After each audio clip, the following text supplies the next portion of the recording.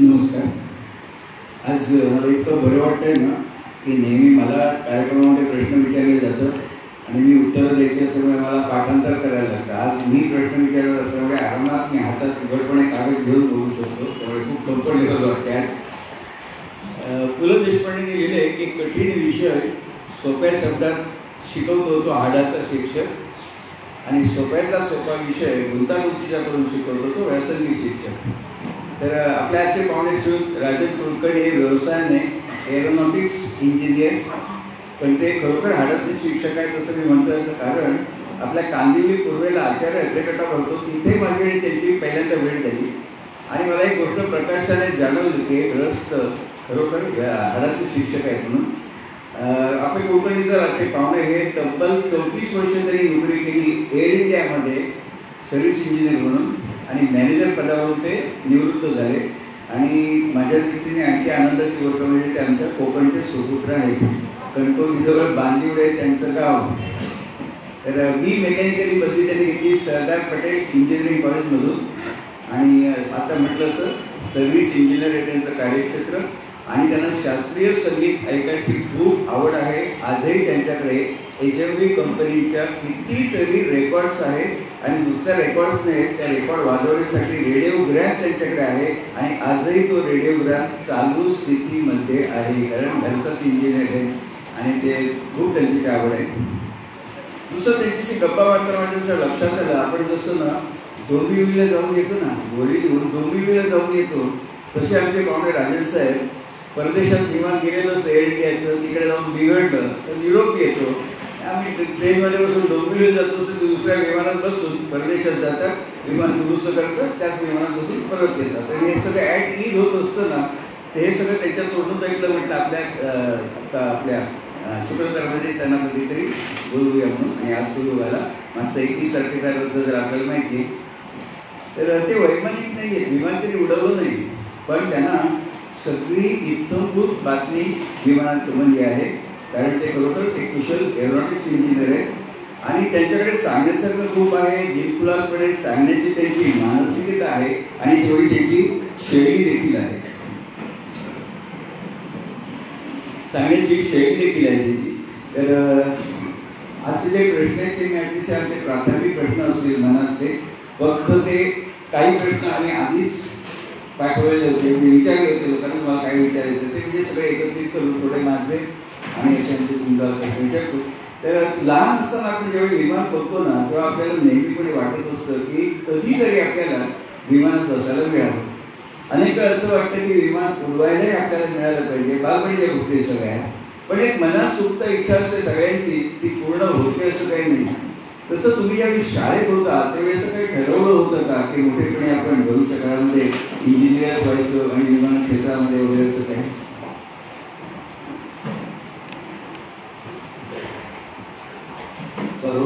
सर्व उपस्थित श्रोत्यांना नमस्कार. आणि आता कार्यक्रमाला सुरुवात झालेली आहे.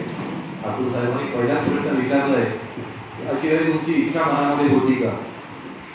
तर लहान असताना शाळेत वगैरे असताना असं एक मनामध्ये होतं की इंजिनियर व्हावं आपण. त्याप्रमाणे मी मेकॅनिकल इंजिनियर झालो, पण एव्हिएशन फील्डमध्ये जायचं असं काही त्यावेळी ठरलेलं नव्हतं.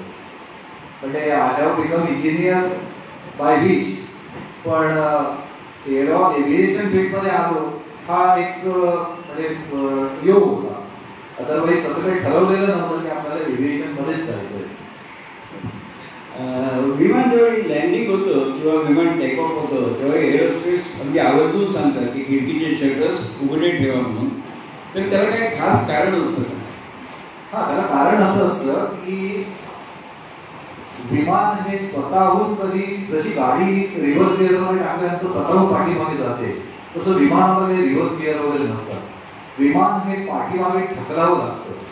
तर हे ढकललं कसं जातं तर टो ट्रॅक्टर असतात मोठे मोठे, त्या टो ट्रॅक्टरला जोडून ते विमान, त्याला पुशबॅक म्हणतात. तर हे पुशबॅक होताना काय असतं की बरेच विमानाचे ऍक्सिडेंट्स आतापर्यंत हिस्ट्री जर बघितली तर लँडिंग आणि टेक ऑफच्या वेळेला किंवा पुशबॅकच्या वेळेला झालेले आहे, असा सर्वे आहे एकंदरीत.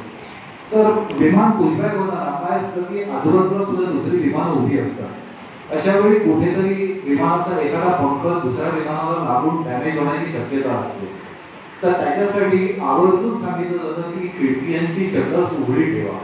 त्याच्यामुळे काय होतं की हा जो केबिन क्रू जो असतो, एअर होस्टेस किंवा पर्सन जे असतात, त्यांचं बारीक लक्ष असतं आणि त्याच्या लगेच लक्षात येतं की अरे काहीतरी गडबड होते आणि मग त्यांना त्याप्रमाणे ऍक्शन घेणं सोयीचं जातं.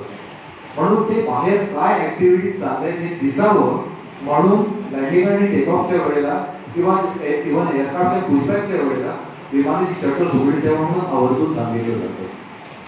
मला असं वाटायचं की बाहेरचं दृश्य चांगलं दिसावं म्हणून एरोस्पेस सांगत असेल, पण तांत्रिकाने नाही. तर विमान ज्यावेळी लँडिंग होतं आणि टेकऑफ होतं त्यावेळी नेहमी सांगितलं जातं की एरोप्लेन तुमचा मोबाईल जो आहे तो बंद ठेवा म्हणून.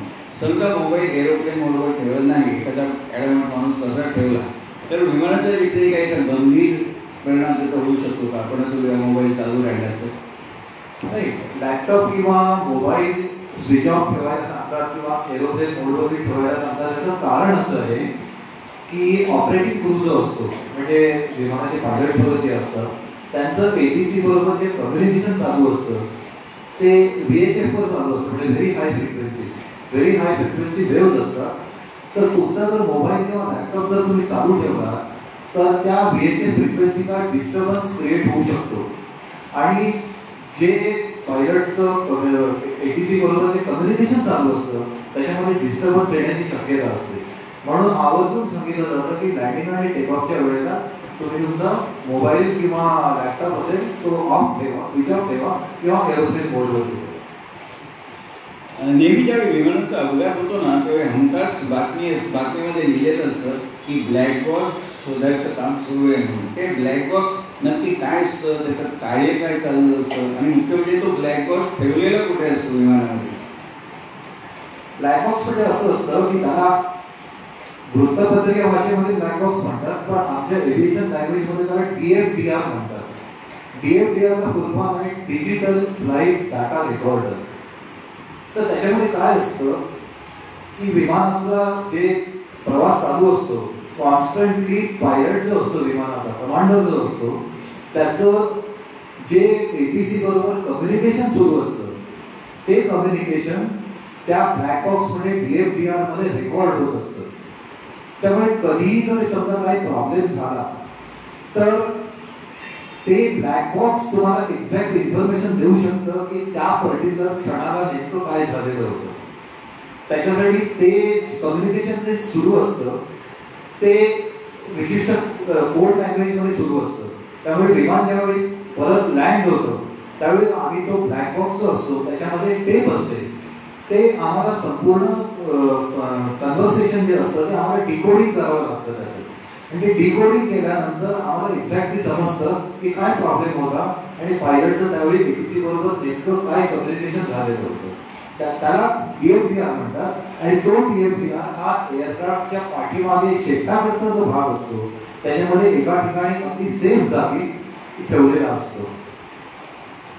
कधी असं होतं का की ब्लॅक बॉक्स मिळालाच नाही, समजा विमान पडलं समुद्रामध्ये आणि ब्लॅक बॉक्स मिळालं नाही, असं काही उदाहरण आहेत का? नाही, असं उदाहरण नाहीये. कारण काय असतं की जरी समजा समुद्रामध्ये कोसळला, आता 1978 साली एअर इंडियाचं एक क्रॅश झालेलं होतं. एअर इंडियाने ते पहिलं जम्बो घेतलं होतं, ते इथेच वांद्र्यापर्यंत गेलं आणि ते तसं क्रॅश झालं. आता काय होतं की DFDR ही अशी गोष्ट आहे की कितीही जरी महासागरामध्ये तरी ते विमान कोसळलं तरी त्या ब्लॅक बॉक्सला ज्यावेळी पाणी लागतं त्यावेळी त्याच्यातून रेडिओ फ्रिक्वेन्सी वेव्स या जनरेट होतात आणि त्या पाण्याच्या पृष्ठभागावरती येतात. त्यामुळे जे डायव्हर्स असतात म्हणजे पाणबुडे जे असतात ज्यांना खाली पाठवलेलं असतं त्यांना एक्झॅक्टली कळतं त्या ब्लॅक बॉक्सचं किंवा DFDRचं लोकेशन कुठे येते आणि ते बरोबर जाऊन ते DFDR बाहेर काढतात. आणि DFDR ही अशी गोष्ट आहे त्याला आतमध्ये पाणी लागू शकत नाही, फक्त तो रेडिओ फ्रिक्वेन्सीने वेव्स बाहेर सोडतो, पाण्याच्या पृष्ठभागावरती येतात आणि डायव्हर्स त्या दिशेने जातात आणि तो ब्लॅक बॉक्स जो असतो DFDR तो हस्तगत करतात. म्हणजे आपण म्हणतात मालक समजलेला अर्थ असा की समजा विमान कोणीतरी येते एकाने हायजॅक केलेलं आहे तर त्यावेळी वैमानिक संभाषण करणार कंट्रोल टॉवर बरोबर आणि मग भले विमान पडलं काय झालं तर एवढं कळतं की कोणते राहतील की वगैरे छोटीशी लिहिली. म्हणजे कारण कळतं असं. कारण कळतं, कारण त्याचं एटीसी बरोबर नेमकं काय कम्युनिकेशन झालेलं आहे हे त्या ब्लॅक बॉक्स वरून BMPR वरूनच कळतं. आता तुम्ही ATC हा शब्द जरासा वापरला, त्याचा फुल फॉर्म काय? एटीसी म्हणजे air traffic control. Air traffic control. आपले विमानानं जेव्हा यंत्र कापलेलं असतं विमानाने, ते मोजतात कसं, म्हणजे त्याचं काय परिमाण असतं, आणि म्हणजे आपला जो किलोमीटर वगैरे असतो त्याच्याशी काही त्याचा संबंध असतो का? नाही, दोन ठिकाणांमधलं अंतर, आता समजा विमान मुंबईहून दिल्लीला जायचं असेल तर ते जे अंतर असतं ते किलोमीटर्समध्येच असतं. पण विमानाचं जे असतं, विमानाचं स्पीड जे असतं ते मॅकमध्ये मोजतात. जसं बोटीचं स्पीड आहे नॉटमध्ये मोजतात, नॉटिकल माइल्समध्ये मोजतात, तसं विमानाचं स्पीड आहे मॅकमध्ये मोजतात. आणि साधारण 1 mach is equal to 1235 kilometres per hour हे प्रमाण आहे. तर साधारण ही आपली जी कमर्शियल फ्लाईट्स आहे ती साधारण 0.75 मॅकने उडत असतात. आपण जे कार्यक्रमाच्या निमित्ताने भेटलो होतो आधी आणि जे बोललो त्यामध्ये आपण म्हणाला होता की ही जी सगळी प्रक्रिया आहे अंतर मोजणं वगैरे, ती सगळी स्वयंचलित यंत्रणेद्वारे होत असते आणि ते वैमानिकाला स्क्रीनवर दिसत असतं. बरोबर ना? हो. ओके. मला एक त्यावेळेला कसं होतं की विमान अर्थात चालत्या विमानातनं खाली अतिरिक्त इंधन टाकून देतात. त्याचे पुढच्या प्रसंगी ते इंधन टाकून देतात आणि समजा की अशा प्रकारे टाकून दिलेलं इंधन शेवटी जातं कुठं, म्हणजे हजारो फुटावरून ते इंधन खाली टाकून दिलेलं आहे, तर ते शेवटी जातं कुठं आणि मुळात का टाकून देतात इंधन? त्याचं असं असतं की जर समजा एखाद्या विमानामध्ये काही आपत्कालीन परिस्थिती जर निर्माण झाली तर जो कमांडर असतो त्याला एटीसीची परमिशन घेऊन त्याला इमर्जन्सी लँडिंग म्हणतात. इमर्जन्सी लँडिंग त्याला करावं लागतं, त्याची तो परमिशन घेतो एटीसी कडून आणि एटीसी अशा वेळी परमिशन देते. आता असं असतं की विमानाचं वजन जे असतं ते एक टेक ऑफ वेट असतं आणि दुसरं लँडिंग वेट असतं. टेक ऑफ वेट जे असतं ते नेहमी जास्त असतं, कारण passenger weight plus cargo weight plus fuel weight. आता फ्युएल कसं असतं, तर समजा इथून दिल्लीला एअरपोर्ट जाणार असेल तर ती त्याची प्री कॅल्क्युलेटेड क्वांटिटी असते की आम्हाला माहिती असते की फ्लाईट दिल्लीला जाते किती फ्युएल भरायचं, तेवढं फ्युएल आम्ही भरतो आणि प्लस एक इमर्जन्सी काही झाली तर त्याला वरती सर्किटिंग म्हणतात. ते सर्किटिंग करण्यासाठी एक त्याला ऍडिशनल अर्धा तास पुरेल एवढं एक्स्ट्रा फ्युएल आम्ही त्याला देतो. काय होतं, टेक ऑफ वेट हे विमानाचं नेहमी जास्त असतं. आता ते जर विमान समजा दिल्लीपर्यंत व्यवस्थित पोहोचलं आणि दिल्ली एअरपोर्टला लँड करायचं त्यावेळी ऑटोमॅटिकली फ्युएल कमी झाल्यामुळे विमानाचं वजनही कमी झालेलं असतं. पण जर समजा मुंबईहून उड्डाण केल्यानंतर लगेच जर समजा काही इमर्जन्सी निर्माण झाली आणि त्याला जर पुन्हा बॉम्बे एअरपोर्टलाच ते विमान लँड करायचं असेल तर आता विमानाचं वजन तर फ्युएल वेट तर आहे, आता पॅसेंजर वेट कमी करता येत नाही, कार्गो वेट कमी करता येत नाही, मग कमी काय करता येतं, फक्त फ्युएल जे आहे ते कमी करता येतं. आता फ्युएल कसं कमी करायचं, तर फ्युएलचं जेटिसनिंग म्हणतात त्याला, फ्युएल जेटिसनिंग. तुम्ही डिक्शनरी बघितलेलं, डिक्शनरीमध्ये जेटिसनिंगचा अर्थ आहे ओव्हरथ्रो, म्हणजे फेकून देणं. तर आता हे जे अतिरिक्त इंधन जे त्याच्याकडे आहे आणि जे त्याला दिलेलं आहे दिल्लीपर्यंत पोहोचण्यासाठी, तर दिल्लीचा अंतर 2.25 तासाचा. समजा इथून मुंबईहून टेकऑफ झाल्यानंतर 15 मिनिटातच त्याच्या लक्षात आलं की अरे आपल्याला इमर्जन्सी लँडिंग करायचंय, तर त्याच्याकडे जे एक्स्ट्रा फ्युएल जे आहे दिल्लीपर्यंत ते त्याला जेटिसनिंग करावं लागतं, म्हणजे बाहेर फेकावं लागतं. आता DGCA जर असा रूल आहे डायरेक्टर जनरल ऑफ सिव्हिल एव्हिएशनचा की ऍडिशनल फ्युएल ज्यावेळी तुम्ही डंप आउट करता, जेटिसनिंग करता, ते तुम्हाला कुठेही नागरी वस्तीवरती फेकता येत नाही, ते समुद्रावरती जाऊनच तिकडे तुम्हाला फेकावं लागतं. तर अशा वेळी तो समुद्रावरती एक गिरकी घेतो आणि ते एक्स्ट्रा फ्युएल जे असतं ते जेटिसनिंग करतो. आता ते त्याच्यासाठी जेटिसनिंग पंप्स असतात, म्हणजे फ्युएल प्रेशरने बाहेर फेकलं जातं. आता ते कुठून फेकलं जातं, तर दोन्ही जे विमानाचे जे पंख असतात त्या पंखामध्ये, ते पंख म्हणजे फ्युएल टँक्स असतात, त्याच्यामध्ये विमानाचं संपूर्ण फ्युएल भरलेलं असतं. तर दोन्ही पंखांच्या टोकाला अशा नळ्या असतात, त्याला डम्प चूट म्हणतात. त्या डम्प चूट मधून प्रेशरने ते फ्युएल बाहेर फेकलं जातं आणि ते किती फ्युएल बाहेर फेकायचं ही प्री कॅल्क्युलेटेड क्वांटिटी असते. तेवढं फ्युएल कमी झालं की त्याला दिसत असतं की विमानाचं वेग आता कमी झालेलं आहे. त्याच्यानंतर तो एटीसीला सांगतो किंवा आता फ्युएल डम्पिंग झालेलं आहे, विमानाचं वेट आता एवढं आहे, त्याच्यानंतर ATC त्याला लँड व्हायला परमिशन देते आणि तो इमर्जन्सी लँडिंग करतो. पण मुद्दा असा आहे की लँडिंगच्या वेळेला लँडिंग वेट हे कमी असलंच पाहिजे. टेक ऑफ एवढं वेट लँडिंगच्या वेळेला ठेवता येत नाही. इन केस जर तसं झालंच तर हार्ड लँडिंग करावं लागतं आणि हार्ड लँडिंग झाल्यानंतर मग आमचं काम वाढतं, म्हणजे इंजिनिअरिंग डिपार्टमेंटचं काम खूप वाढतं आणि त्याच्यामध्ये बरेचसे चेक्स आहेत एअरक्राफ्टचे ते आम्हाला कॅरी आउट करावे लागतात. कुठे काय डॅमेज आहे का, त्याच्या आमच्या रेग्युलर फॉलोअप शीट असतात की बाबा या विमानाचं हार्ड लँडिंग झालेलं आहे, त्याचे हे सगळे पॅरामीटर्स आहेत हे चेक करा. ते संपूर्ण चेक होऊन ओके झाल्याशिवाय ते विमान एअरवर्दी म्हणून आम्हाला डिक्लेअर करता येत नाही. तर हे कारण आहे फ्युएल जेटिसनिंग का करावं लागतं. म्हणजे एक आहे की हे काही शेकडो लिटर म्हणून शेवटी ते नुकसानच आहे, शेवटी ते नुकसानच सुरक्षितला नव्हतं.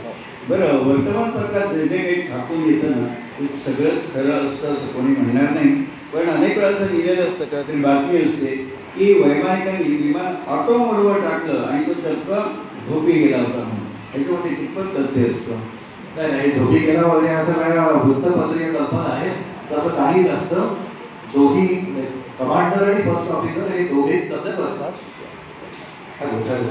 आणि जरी समजा विमान ऑटो मोडवरती असलं, त्याला आम्ही ऑटो पायलट सिस्टीम म्हणतो, ऑटो पायलट सिस्टीम मध्ये जरी असलं तरी सर्व विमानाची मेकॅनिझम्स, सर्व सिस्टीम्स या व्यवस्थित प्रॉपरली फंक्शनिंग करतायत की नाही हे पायलटला मॉनिटर कंटिन्युअस करावं लागतं. त्यामुळे आता जे रिसेंट जनरेशन मध्ये जे पायलट्स आहेत they are more flight tech managers than pilots. त्यांना ऍक्च्युअल पायलटिंग पेक्षा हे संपूर्ण जे फ्लाइट टेक, पूर्वी त्याला कॉकपिट म्हणायचे, आता त्याला फ्लाइट टेक म्हणतात. हे फ्लाइट टेक त्यांना मॅनेज करावं लागतं. तर त्यांच्यावर ते रिस्पॉन्सिबिलिटी तेवढीच असते, कुठेही काही कमी झालेली नसते. आणि हे जे वृत्तपत्रिका कल्पना आहे एक पायलट जाऊन झोपलेला असतो वगैरे त्याच्यात काही तथ्य नाहीये. विमानगाडी मद्रासला समजा विमान जायचं आहे, मुंबई एअरपोर्टवरून त्यांनी उड्डाण केलं, ते उड्डाण करतो त्या विमानाचं नाक दिल्लीच्या दिशेने असतं. एकदा ते दिल्लीच्या दिशेने उड्डाण केल्यावर परत त्याला युटर्न मारून मद्रासच्या दिशेने यायला लागतं. ही जी क्रिया आहे ही ऑटोमॅटिक होते का वैमानिकाकडे स्टेटिंग असतो तसा काय प्रकार असतो. आणि हा जो युटर्न मारतात त्याचा साधारणपणे व्यास किती असतो? हा जो युटर्न मारतात हा जो युटर्न मारतात कसं असतं, ज्यावेळी टेक ऑफ होतो विमानाचं इमिजिएटली विमान हे ऑटो मोडमध्ये टाकलं जातं, म्हणजे ऑटो पायलट सिस्टीम चालू होते. तर हा जो युटर्न जो तुम्ही म्हणता हा ऑटो पायलट सगळं मॅनेज करत असतो आणि हा साधारण व्यास जो असतो तुम्ही जो विचार करतो हा साधारण 1 ते 1.5 किलोमीटरचा व्यास असतो आणि हे सर्व ऑटो पायलट करत असतो. फक्त पायलटचं एकच काम असतं की पायलटला हे सगळं मॉनिटर करावं लागतं कंटिन्युअस. पायलट हे सगळं कंटिन्युअसली मॉनिटर करत असतो. आणि हा जो व्यास आहे तुम्ही म्हणाल 1.5 किलोमीटर साधारणपणे असतो. दुसरी गोष्ट वर्तमानपत्रात अनेक वेळाची बातमी असते की विमानाला पक्षाने धडक मारली आणि विमानाच्या इंजिनाचं नुकसान झालं. मला नेमकाचा प्रश्न पडतो, पक्षाचं वजन किती हो? 1 किलो, 1.5 किलो, 2 किलो आणि विमानाचं वजन शेकडो टन. मग तो पक्षी धडक मारतो कसं काय? काय असतं, ज्यावेळी पक्षाची धडक बसते किंवा कुठच्याही समजा एखाद्या वेळी दगडाची धडक बसू शकते, पक्षाची बसू शकते. आमच्या भाषेमध्ये त्याला आम्ही एफओडी म्हणतो. एफओडी म्हणजे फॉरेन ऑब्जेक्ट डॅमेज. तर पक्षी ज्यावेळी धडकतो त्यावेळी तो पक्षी लहान असो मोठा असो त्या पक्षाचं वजन हे कितीही जरी असलं तरी विमानाचं जे स्पीड असतं ते विमानाचं स्पीड प्रचंड असतं. त्यामुळे ते स्पीड आणि त्या पक्षाचं वजन यामुळे जे मोमेंटम क्रिएट होतं, मोमेंटम म्हणजे जे जडत्व जे तयार होतं त्या जडत्वामुळे तो पक्षी जर छोटा असेल तर विमानाला छोटासा डेंट येतो. पक्षी तर मारतोच, त्याच्यात प्रश्नच नाही, विमानाला डेंट येतो. पक्षी जर समजा मोठा असेल तर त्या डेंटची साईजही मोठी असू शकते. काही वेळा इव्हन विमानाला भाताडी पडू शकतं. अशी परिस्थिती निर्माण होते. ही इमर्जन्सी सिच्युएशन असते आणि मग त्या इमर्जन्सी सिच्युएशन मध्ये एअरक्राफ्ट हे इमर्जन्सी लँडिंग त्याचं करावंच लागतं.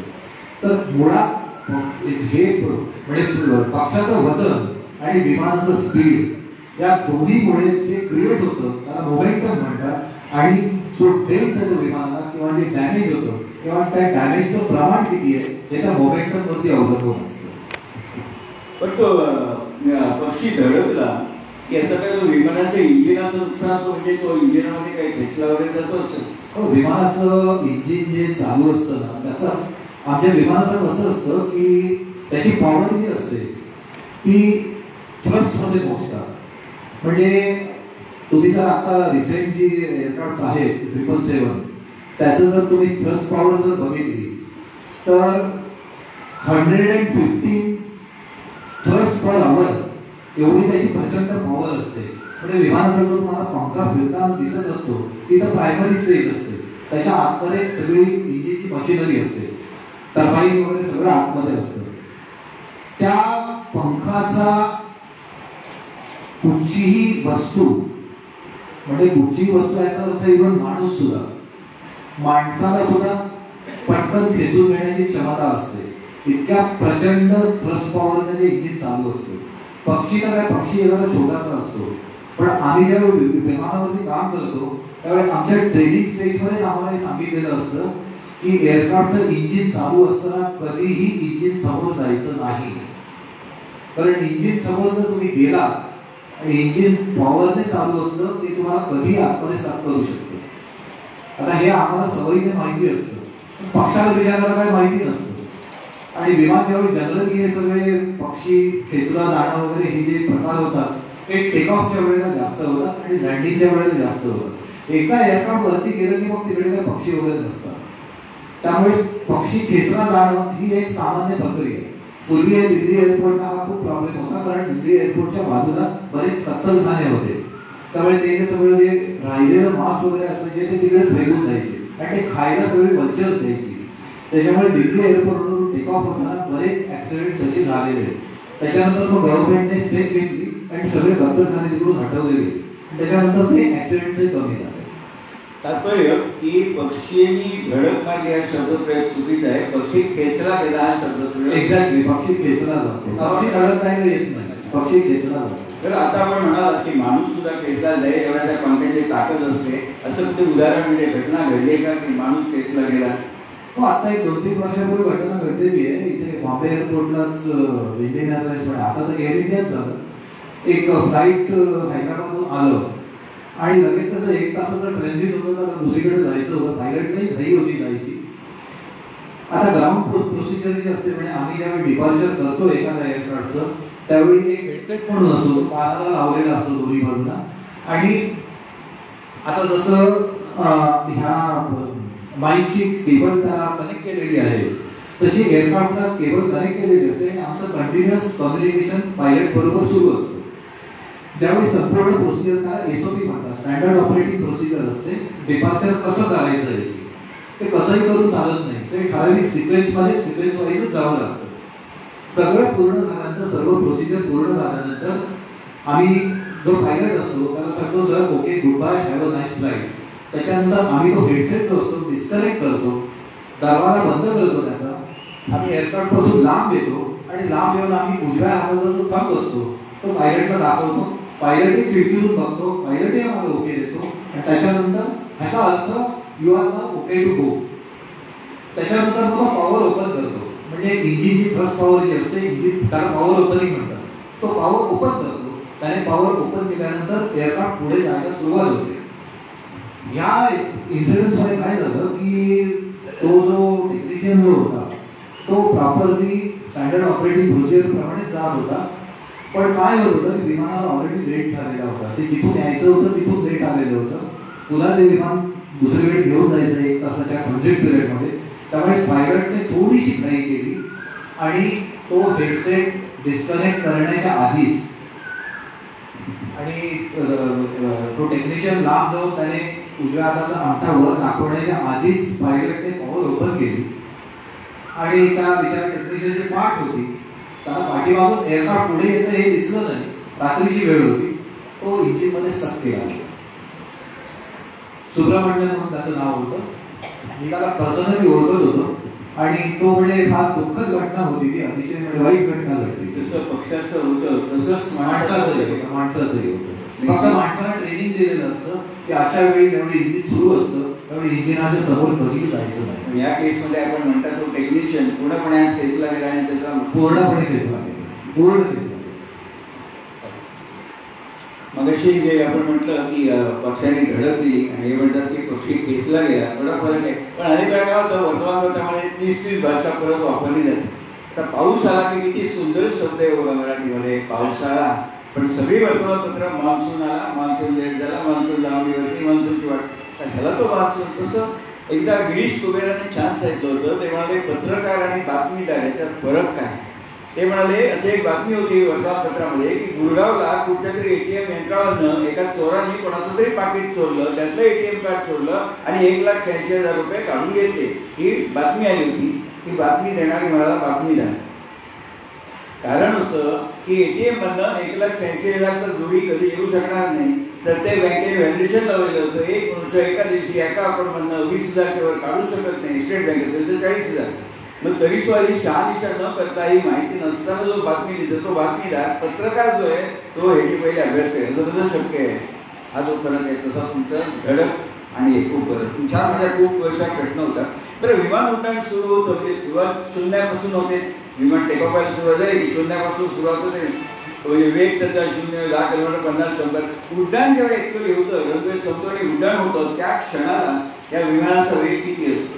साधारण 240 ते 285 किलोमीटर पर आवर एवढा विमानाचा वेग टेकऑफच्या वेळेला असतो.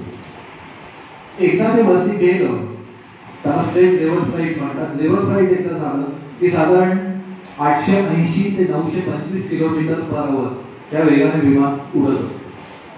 म्हणजे एक नागरिक म्हणून मला असं वाटतं की तुम्ही म्हणता 240, 250 स्पीड पकडला की विमान उचललं जातं. मग एखाद्या माणसाने कार चालवताना हायवेवरती, उद्या समृद्धीवरती त्यांनी जर 240 गाडी हाकली तर गाडी सुद्धा उचलली जायची शक्यता आहे. गाडी उचलली जाण्याची शक्यता नाही. गाडीचा फक्त ऍक्सिडेंट होईल. ऍक्सिडेंट तर होणारच, पण डबल स्टेज येते. बरोबर आहे. तर सर्वसाधारणपणे विमान जेव्हा उडत होतं, विमानावर गेलं, त्यांनी उंची गाठली तर साधारणपणे किती हजार फुटावरून विमान उडत असतं. अन्नबंध पायलट घोषणा करतात की सर्वसाधारणपणे किती फुटावरून उडत असतं? साधारण 32 ते 35 हजार फुटावरून एअरक्राफ्ट उडत असतं. आणि ही हाईट जी असते ती प्रत्येक एअरलाईन्सची वेगळी असते. म्हणजे आता एअर इंडियाची वेगळी असेल, एमिरेट्सची वेगळी असेल, एअरलाईन्सच्या वेगळ्या हाईट्स असतात की तेवढ्या हाईट झोन मध्ये त्या एअरलाईन्सचं विमान ट्रॅव्हल करेल. हे अशासाठी असतं की ट्रॅफिक कोलिजन होऊ नये, समोरासमोर विमानावर विमानाची टक्कर होऊ नये. ह्याच्यासाठी हे सगळे इंटरनॅशनल रूल जे आहेत ते आयकाव म्हणून एक संस्था आहे, इंटरनॅशनल सिव्हिल एव्हिएशन ऑर्गनायझेशन. त्यांचं जे हेडक्वार्टर्स आहे ते स्वित्झर्लंडमध्ये. तर त्यांनी हे सगळे नियम बनवलेले आहेत की प्रत्येक एअरलाईनच्या विमानाने किती हाईट झोन मध्ये फ्लाय करायचं. हे झोन जे ठरवलेलं असतं ते आयकावने ठरवलेलं असतं आणि हे एअर पोल्युशन अवॉइड करण्यासाठी केलेलं असतं. आणीबाणीच्या प्रसंगी ज्यावेळी विमान आता उतरवायलाच पाहिजे असं ज्यावेळी परिस्थिती येते त्यावेळी जवळच्या विमानतळावरती उतरवायचं असतं. हा निर्णय वैमानिकाचा असतो का टॉवरचा की आणीबाणीचा? नाही, वैमानिक काय इमर्जन्सी झालेली आहे वैमानिकाला कळते. त्याप्रमाणे वैमानिक जो असतो तो कंट्रोल टॉवरशी कॉन्टॅक्ट करतो आणि कंट्रोल टॉवरला सांगतो अशी अशी इमर्जन्सी झालेली. आता कंट्रोल टॉवर त्याला सांगतो की मुंबईचा एअरपोर्ट आहे हा या क्षणाला एकदम बिझी एअरपोर्ट आहे किंवा वेदर कंडिशन सुटेबल नाहीये, काही कारण असू शकतं. तर तू एक काम कर, इथून जवळच्या जवळचा एअरपोर्ट आहे तो अहमदाबादचा आहे, तू अहमदाबादला जाऊन लँड कर. आणि एटीसी अहमदाबाद एटीसीला कळवलं की असं एक एअरक्राफ्ट आहे, flight number so and so, they are coming, please allow them to land. त्याच्यानंतर आता बॉम्बेची एअरस्पेस वेगळी असते. बॉम्बेच्या एअरस्पेस मधून ज्यावेळी तो बाहेर जातो त्यावेळी तो गुजरातच्या एअरस्पेस मध्ये जातो आणि मग तिकडचा जो गुजरात एअरपोर्टचा अहमदाबाद एअरपोर्ट जो आहे तिकडे जो कंट्रोल टॉवर आहे त्याच्याशी त्याला कॉन्टॅक्ट करून त्यांच्याशी कम्युनिकेट करून ते एअरक्राफ्ट अहमदाबाद एअरपोर्टला लँड करावं लागतं. आपण जे बोलला त्यातनं मला ते समजत असं की प्रत्येक विमान फक्त 6 विमान कंपन्या आहेत तर प्रत्येक विमान कंपनीला उंची ठेवून दिली की तुझ्या कंपनीचं विमान आहे ते 25,000 ते 27,000 फुटामध्येच उडेल, दुसऱ्याचं 29 ते 31 अशा प्रकारे, कारण खर्च वगैरे होऊ नये म्हणून. बरोबर. आणि प्रवासाला जाताना सर्वसाधारणपणे आपण समजा कारनी जातो तरी पहिली गोष्ट गॅरेजमध्ये कार देतो, लांब जायचे 1000 किलोमीटर 1,500 किलोमीटर, तर सगळं ही कार आपण चेक करून देतो गॅरेजमध्ये टाकून. पण अनेक वेळा काय होतं, सगळं व्यवस्थित आहे, गॅरेजला मला ओके, कोणी वांधा नाही, तरी सुद्धा प्रवासात असं होतं की इंजिनामध्ये एअर पकडते. आता एअर पकडल्यावरती गाडी बाजूला घेतल्याशिवाय पर्याय नसतो, मग तो पंप मारून वगैरे ड्रायव्हर एअर काढतो. समजा विमानामध्ये असं काय झालं तर विमान बाजूला घेणं वगैरे प्रकारच नाही, तेव्हा काय नाही, विमानामध्ये असं होत नाही. पण विमानामध्ये असं होत नाही. विमानामध्ये मिनिमम 2 इंजिन्स असतात, मॅक्झिमम 4 इंजिन्स असतात, तर जम्बोला 4 इंजिन्स असतात. तर एका जरी इंजिनमध्ये काहीही प्रॉब्लेम झाला, इमर्जन्सी सिच्युएशन आहे नो डाऊट, पण उरलेल्या एका इंजिनवरती सुद्धा विमान मुंबई ते दिल्ली आरामात जाऊ शकतो. पण जर समजा पायलटला जर वाटलं की नाही इमर्जन्सी लँडिंग आपल्याला करावं लागेल, तर तो इमिजिएटली एटीसीला कॉन्टॅक्ट करतो आणि एटीसीला सांगतो की अशी अशी इमर्जन्सी निर्माण झालेली आहे, you advise me what to do. आणि मग एटीसी त्याला सांगतो की तू बॉम्बे एअरपोर्टला इमिजिएटली लँड कर. मग पुन्हा तीच प्रोसिजर आली, वेळ डंप आउट करा, पुन्हा इमर्जन्सी लँडिंग करा, हे सगळं एटीसी ठरवत असतं. आता पण म्हणाला की विमान मुंबईहून निघालं, गुजरातच्या जवळपास आलं की गुजरात कंट्रोल टॉवरच्या हद्दीमध्ये ते येतं. पण मग मुंबईशी त्याचा पूर्णपणे संपर्क तुटतो का मुंबई कंट्रोल टॉवरशी? संपर्क तुटत नाही, पण प्रोसिजर अशी आहे की तुम्ही ज्या एअरस्पेस मध्ये असता त्या एअरस्पेसचा जो कंट्रोल टॉवर आहे त्याच्याशी तुम्ही कम्युनिकेट करायचं असतं. तुम्ही गुजरात एअरस्पेस मध्ये जाऊन जर बॉम्बे एटीसीशी जर कॉन्टॅक्ट करायला लागला तर बॉम्बे एटीसी तुम्हाला हेच सांगणार की यू कॉन्टॅक्ट अहमदाबाद एटीसी. आणि मग त्याने अहमदाबाद एटीसीला कॉन्टॅक्ट केल्यानंतर अहमदाबाद एटीसी त्याला ॲडवाइस देणार की तू इमर्जन्सी लँडिंग कर. अमिताभ म्हणतात ना, कुत्ता सिर्फ अपने मालिक की आवाज सुनता है, तसं तो फक्त त्या कंट्रोल टॉवरचं नाव ऐकणार आहे फक्त.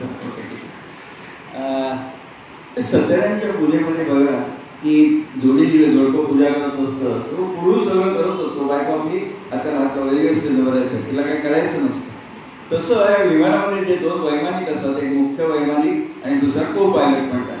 त्या को पायलटला काही काम नसतं, आपलं तो आता हात लावून बसलेलं असं काय नाही, तसं काही नसतं. कारण को पायलट असतो हा फ्युचर पायलट असतो. त्याला को पायलटला आमच्या भाषेमध्ये फर्स्ट ऑफिसर म्हणतात. जो डाव्या हाताला बसतो तो कमांडर असतो, एअरक्राफ्टचा मुख्य कॅप्टन असतो. उजव्या हाताला जो बसतो तो को पायलट असतो. पण आम्ही को पायलट म्हणत नाही, आम्ही त्याला फर्स्ट ऑफिसर म्हणतो. त्या फर्स्ट ऑफिसरला ठराविक फ्लाईट कव्हर्स झाल्यानंतर, त्याला ठराविक तो तेवढा त्याचा एक्सपिरियन्स झाल्यानंतर ज्यावेळी त्याची प्रमोशनची वेळ येते त्यावेळी त्याला पायलट व्हायचं असतं, त्याला कमांडरचं प्रमोशन मिळणार असतं. त्यामुळे फर्स्ट ऑफिसर असताना मॅक्झिमम जबाबदारी कमांडर त्याच्यावरती टाकतो की हे तू कर, हे तू सिस्टीम ऑपरेट कर, म्हणजे तुला कॉन्फिडन्स येईल. आणि जेवढा त्याचा कॉन्फिडन्स वाढतो तेवढा तो परिपक्व होतो आणि त्याला प्रमोशनच्या वेळेला काही प्रॉब्लेम येत नाही. त्यामुळे फर्स्ट ऑफिसर झोपलेला असतो वगैरे हे सगळं खोटं आहे, हे काही करत नाही. याच्या बाबतीत शरद उपाध्ये त्यांच्या राशीचक्रामध्ये एक छान किस्सा सांगत असत. ते म्हणजे विमानामध्ये 2 पॅसेंजर बसलेले असतात बाजूला, तो एक पॅसेंजर असतो तो मेष राशीचा असतो आणि दुसरा पॅसेंजर असतो तो कुंभ राशीचा असतो.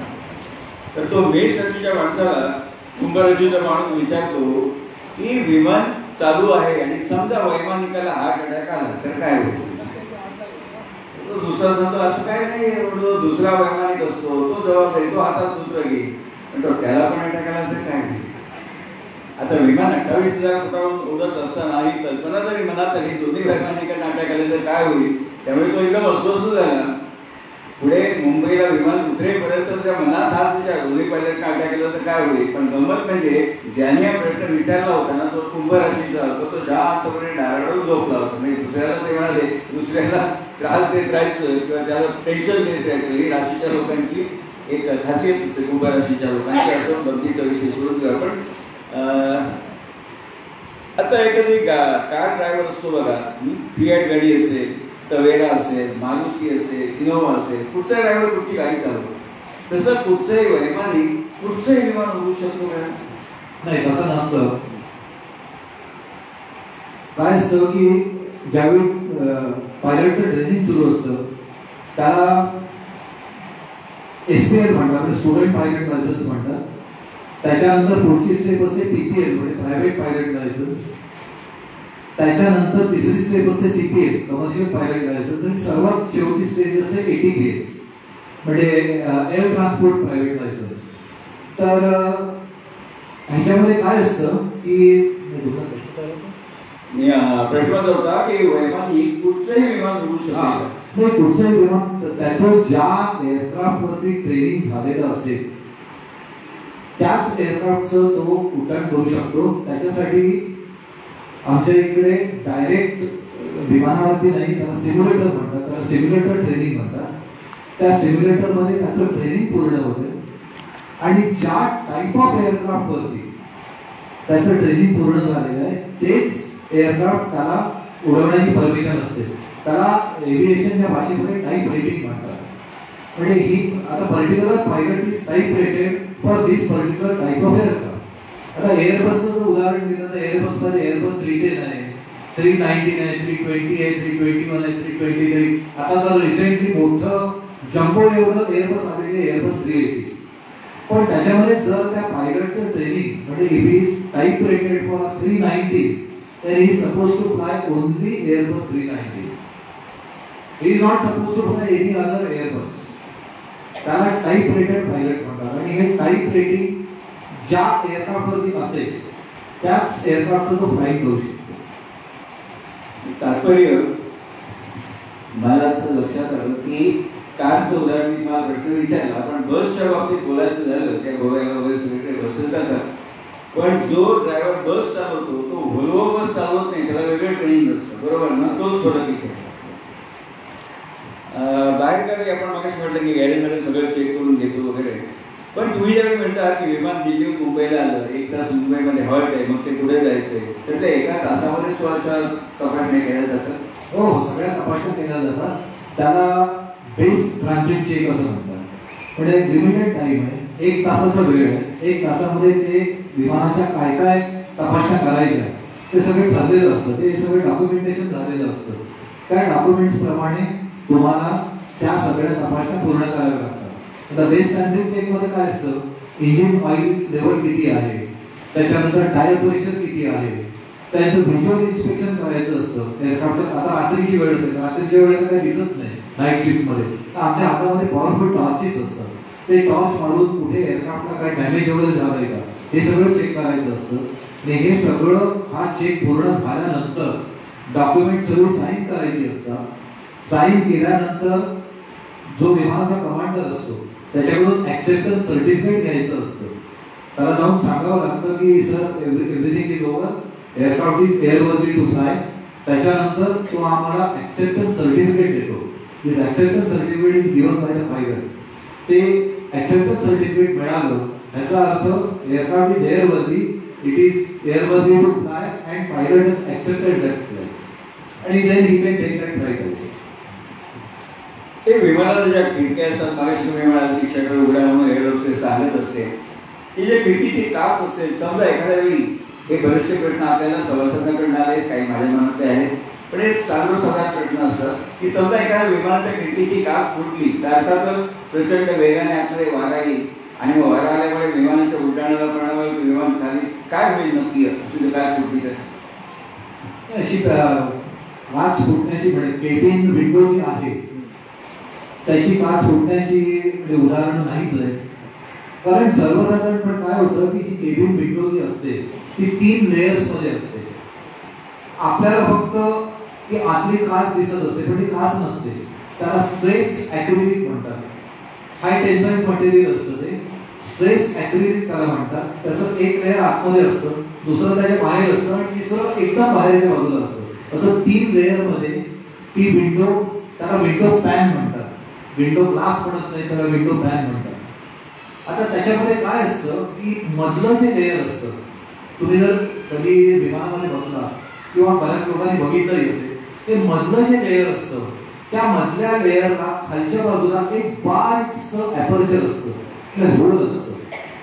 ते होल अशासाठी असतं की जर समजा आतलं केबिन प्रेशर जर समजा वाढलं तर हा हवेचा जो वाढलेला दाब असतो तो कमी होण्यासाठी ते व्हेंट होल असतं किंवा त्याला ब्रीडर होल म्हणतात किंवा ब्रीड होल म्हणतात. तर त्या होलमधून जे एक्सिस प्रेशर असतं ते बाहेर जातं आणि विंडो क्रॅकिंग पासून प्रोटेक्शन मिळतं. म्हणजे विंडो क्रॅक होत नाही आणि प्रेशर रेग्युलेशन सुद्धा होतं. तर ह्या कारणासाठी जे मधलं लेअर असतं त्याच्यावरती एक बारीकचं होल असतं. कधी तुम्ही विमानात बसा त्यावेळी मुद्दाम निरीक्षण करा, मधलं जे लेअर असतं, एकूण 3 लेअर्स असतात, मधल्या लेअरला एक बारीकचं होल असतं. त्या होलचं कारण ते असतं. तो विमान समजा आता मुंबईहून निघालं, बँगलोरला जायचं आहे, त्या विमानाचा मार्ग मुळात वैमानिक ठरवते, दुसरी मंडळी ठरवत असते, पण ज्यावेळी ठरवला जातो तो मार्ग कसा ठरवतात? म्हणजे तो समुद्रावरून विमान जाणार, काय जमिनीवरून जाणार, की काय मार्गाने जाणार, हे काय निकष काय असतात? निकष कसे असतात की ज्यावेळी एअरक्राफ्ट डिपार्चरला तयार होतं त्यावेळी आमचं जे ट्रॅफिक डिपार्टमेंट असतं ते लोड कंट्रोल शीट म्हणून एक प्रकार असतो. ती लोड कंट्रोल शीट तयार करतात. त्याच्यामध्ये कम्प्लीट एअरक्राफ्टचं त्या पेपरवरती पिक्चर असतं आणि एक्झॅक्टली ते लोड कंट्रोल शीट तयार करण्यामध्ये त्याला लोड ट्रिम शीट म्हणतात. लोड ट्रिम शीट तयार करण्याचा मागचा उद्देश हा असतो की ह्याच्यामध्ये पॅसेंजर वेट एवढं आहे, कार्गो वेट एवढं आहे, फ्युएल वेट एवढं आहे, टोटल एअरक्राफ्टचं वेट एवढं आहे. तर ह्या वेटमध्ये एअरक्राफ्टचा सीजी म्हणजे सेंटर ऑफ ग्रॅव्हिटी नेमकी कुठे असेल ती त्या पिक्चरमध्ये क्लिअरली दिसतं. त्याची पॅरामीटर्स असतात ते तो जर सीजी लिमिटमध्ये असेल तर पायलट ते एअरक्राफ्ट ऍक्सेप्ट करतो. नाही तर सीजी जर समजा आउट ऑफ प्रपोर्शन जात असेल तर पायलटला अधिकार असतो फ्लाईट रिफ्यूज करण्याचा. तो आम्हाला सांगतो की I cannot issue you acceptance certificate, तुम्ही लोड ट्रिम शीट जी आहे ती पुन्हा तयार करा. त्याच्यामध्ये अनेक प्रॉब्लेम्स असतात. तुम्हाला कार्गो वेट कमी करावं लागतं, पॅसेंजर वेट कमी करता येत नाही, फ्युएल वेट इनिशियली कमी करता येत नाही. मग अशा वेळी कार्गो वेट कमी करावं लागतं आणि मग कार्गो वेटचे बॅगेज कमी झालेलं असतं ते नेक्स्ट फ्लाईटने मग तुम्हाला पाठवावं लागतं. ते खूप प्रॉब्लेम असतात, ते वेगळेच प्रॉब्लेम्स असतात. आपल्याला समजा मुंबईहून गोव्याला जायचं आहे तर आपण एक पुणे, कोल्हापूर, सातारा तरी जाऊ शकतो. ते दुसरा मुंबई, गोवा, महाराष्ट्र वगैरे करतो. तसं विमान समजा बँगलोरला जायचं आहे तर ते समुद्र जास्तीत जास्त समुद्रावरून उड्डाण करेल की नागरी वस्तूवरून करेल, ह्याला काय निकष? नाही, कसं असतं ही जी लोड ट्रिम शीट असते ना ही पायलटच्या हातात आल्यानंतर पायलट ती लोड ट्रिम शीट जी असते ती ऑटो पायलटला फीड करतो. ऑटो पायलटला एकदा फीड केली की मग त्या विमानाचा जो मार्ग असतो तो पायलट ठरवत नाही, ते ऑटो पायलट ठरवतो.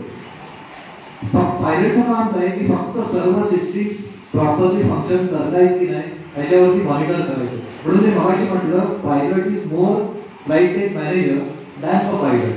पायलटिंगचं सगळं काम तो जो समोर जो ऑटो पायलट कम्प्युटर ठेवलेला असतो तो सगळं करत असतो. पण मुंबईत मला अतिशय बिझी एअरपोर्ट आहे मुंबईचा. तर ज्यावेळी रांगेमध्ये विमानं उभी असतात उड्डाण करण्यासाठी, तर एका विमानाने उड्डाण केलं तर त्यानंतर मागे रांगेत कसं विमान उड्डाण करणार, तर या 2 उड्डाणामध्ये साधारणपणे किती वेळ असतो? कमीत कमी किती वेळ? नाही, कसं असतं की जे विमान टेक ऑफ पॉइंटला आलेलं आहे त्याला एकदा एटीसीने परमिशन दिली त्याला लगेच परमिशन मिळते असा काही भाग नाही. कारण त्यावेळी जर दुसरं एअरक्राफ्ट एखादं लँड व्हायचं असेल तर लँडिंगला नेहमी फर्स्ट प्रायोरिटी असते.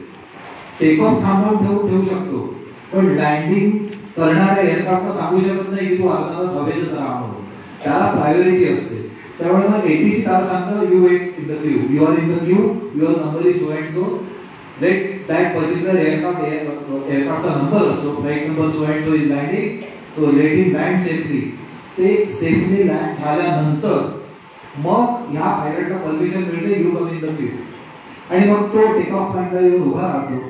ते एअरक्राफ्ट ज्यावेळी लँड झालेलं एअरक्राफ्ट ज्यावेळी टॅक्सी वे करून आतमध्ये शिरतं टर्मिनल बिल्डिंगकडे जाण्यासाठी, रनवे ज्यावेळी क्लिअर होतो त्यावेळी त्याला टेक ऑफला परमिशन मिळते.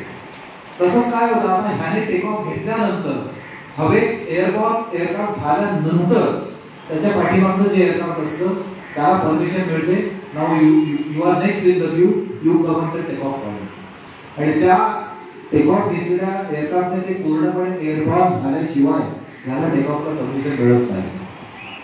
आणि आपण म्हणता मधल्या काळामध्ये उतरणारे विमान असेल तर त्याला प्राधान्य दिलं, त्याला प्रायोरिटी, त्याला फर्स्ट प्रायोरिटी असते. तुमचे सगळं ऐकलं की मला आठवलं पुढे कोकणात जाताना घाट रस्ता आला की बोर्ड असेल लिहिलेला, चढणाऱ्या वाहनांना प्रथम प्राधान्य द्या. इथे उलट आहे की उतरणाऱ्या विमानांना प्राधान्य द्या. हवेचा दाब कमी झाल्यावरती ऑक्सिजनचा मास खाली येतो, हे गोष्ट सांगत असते.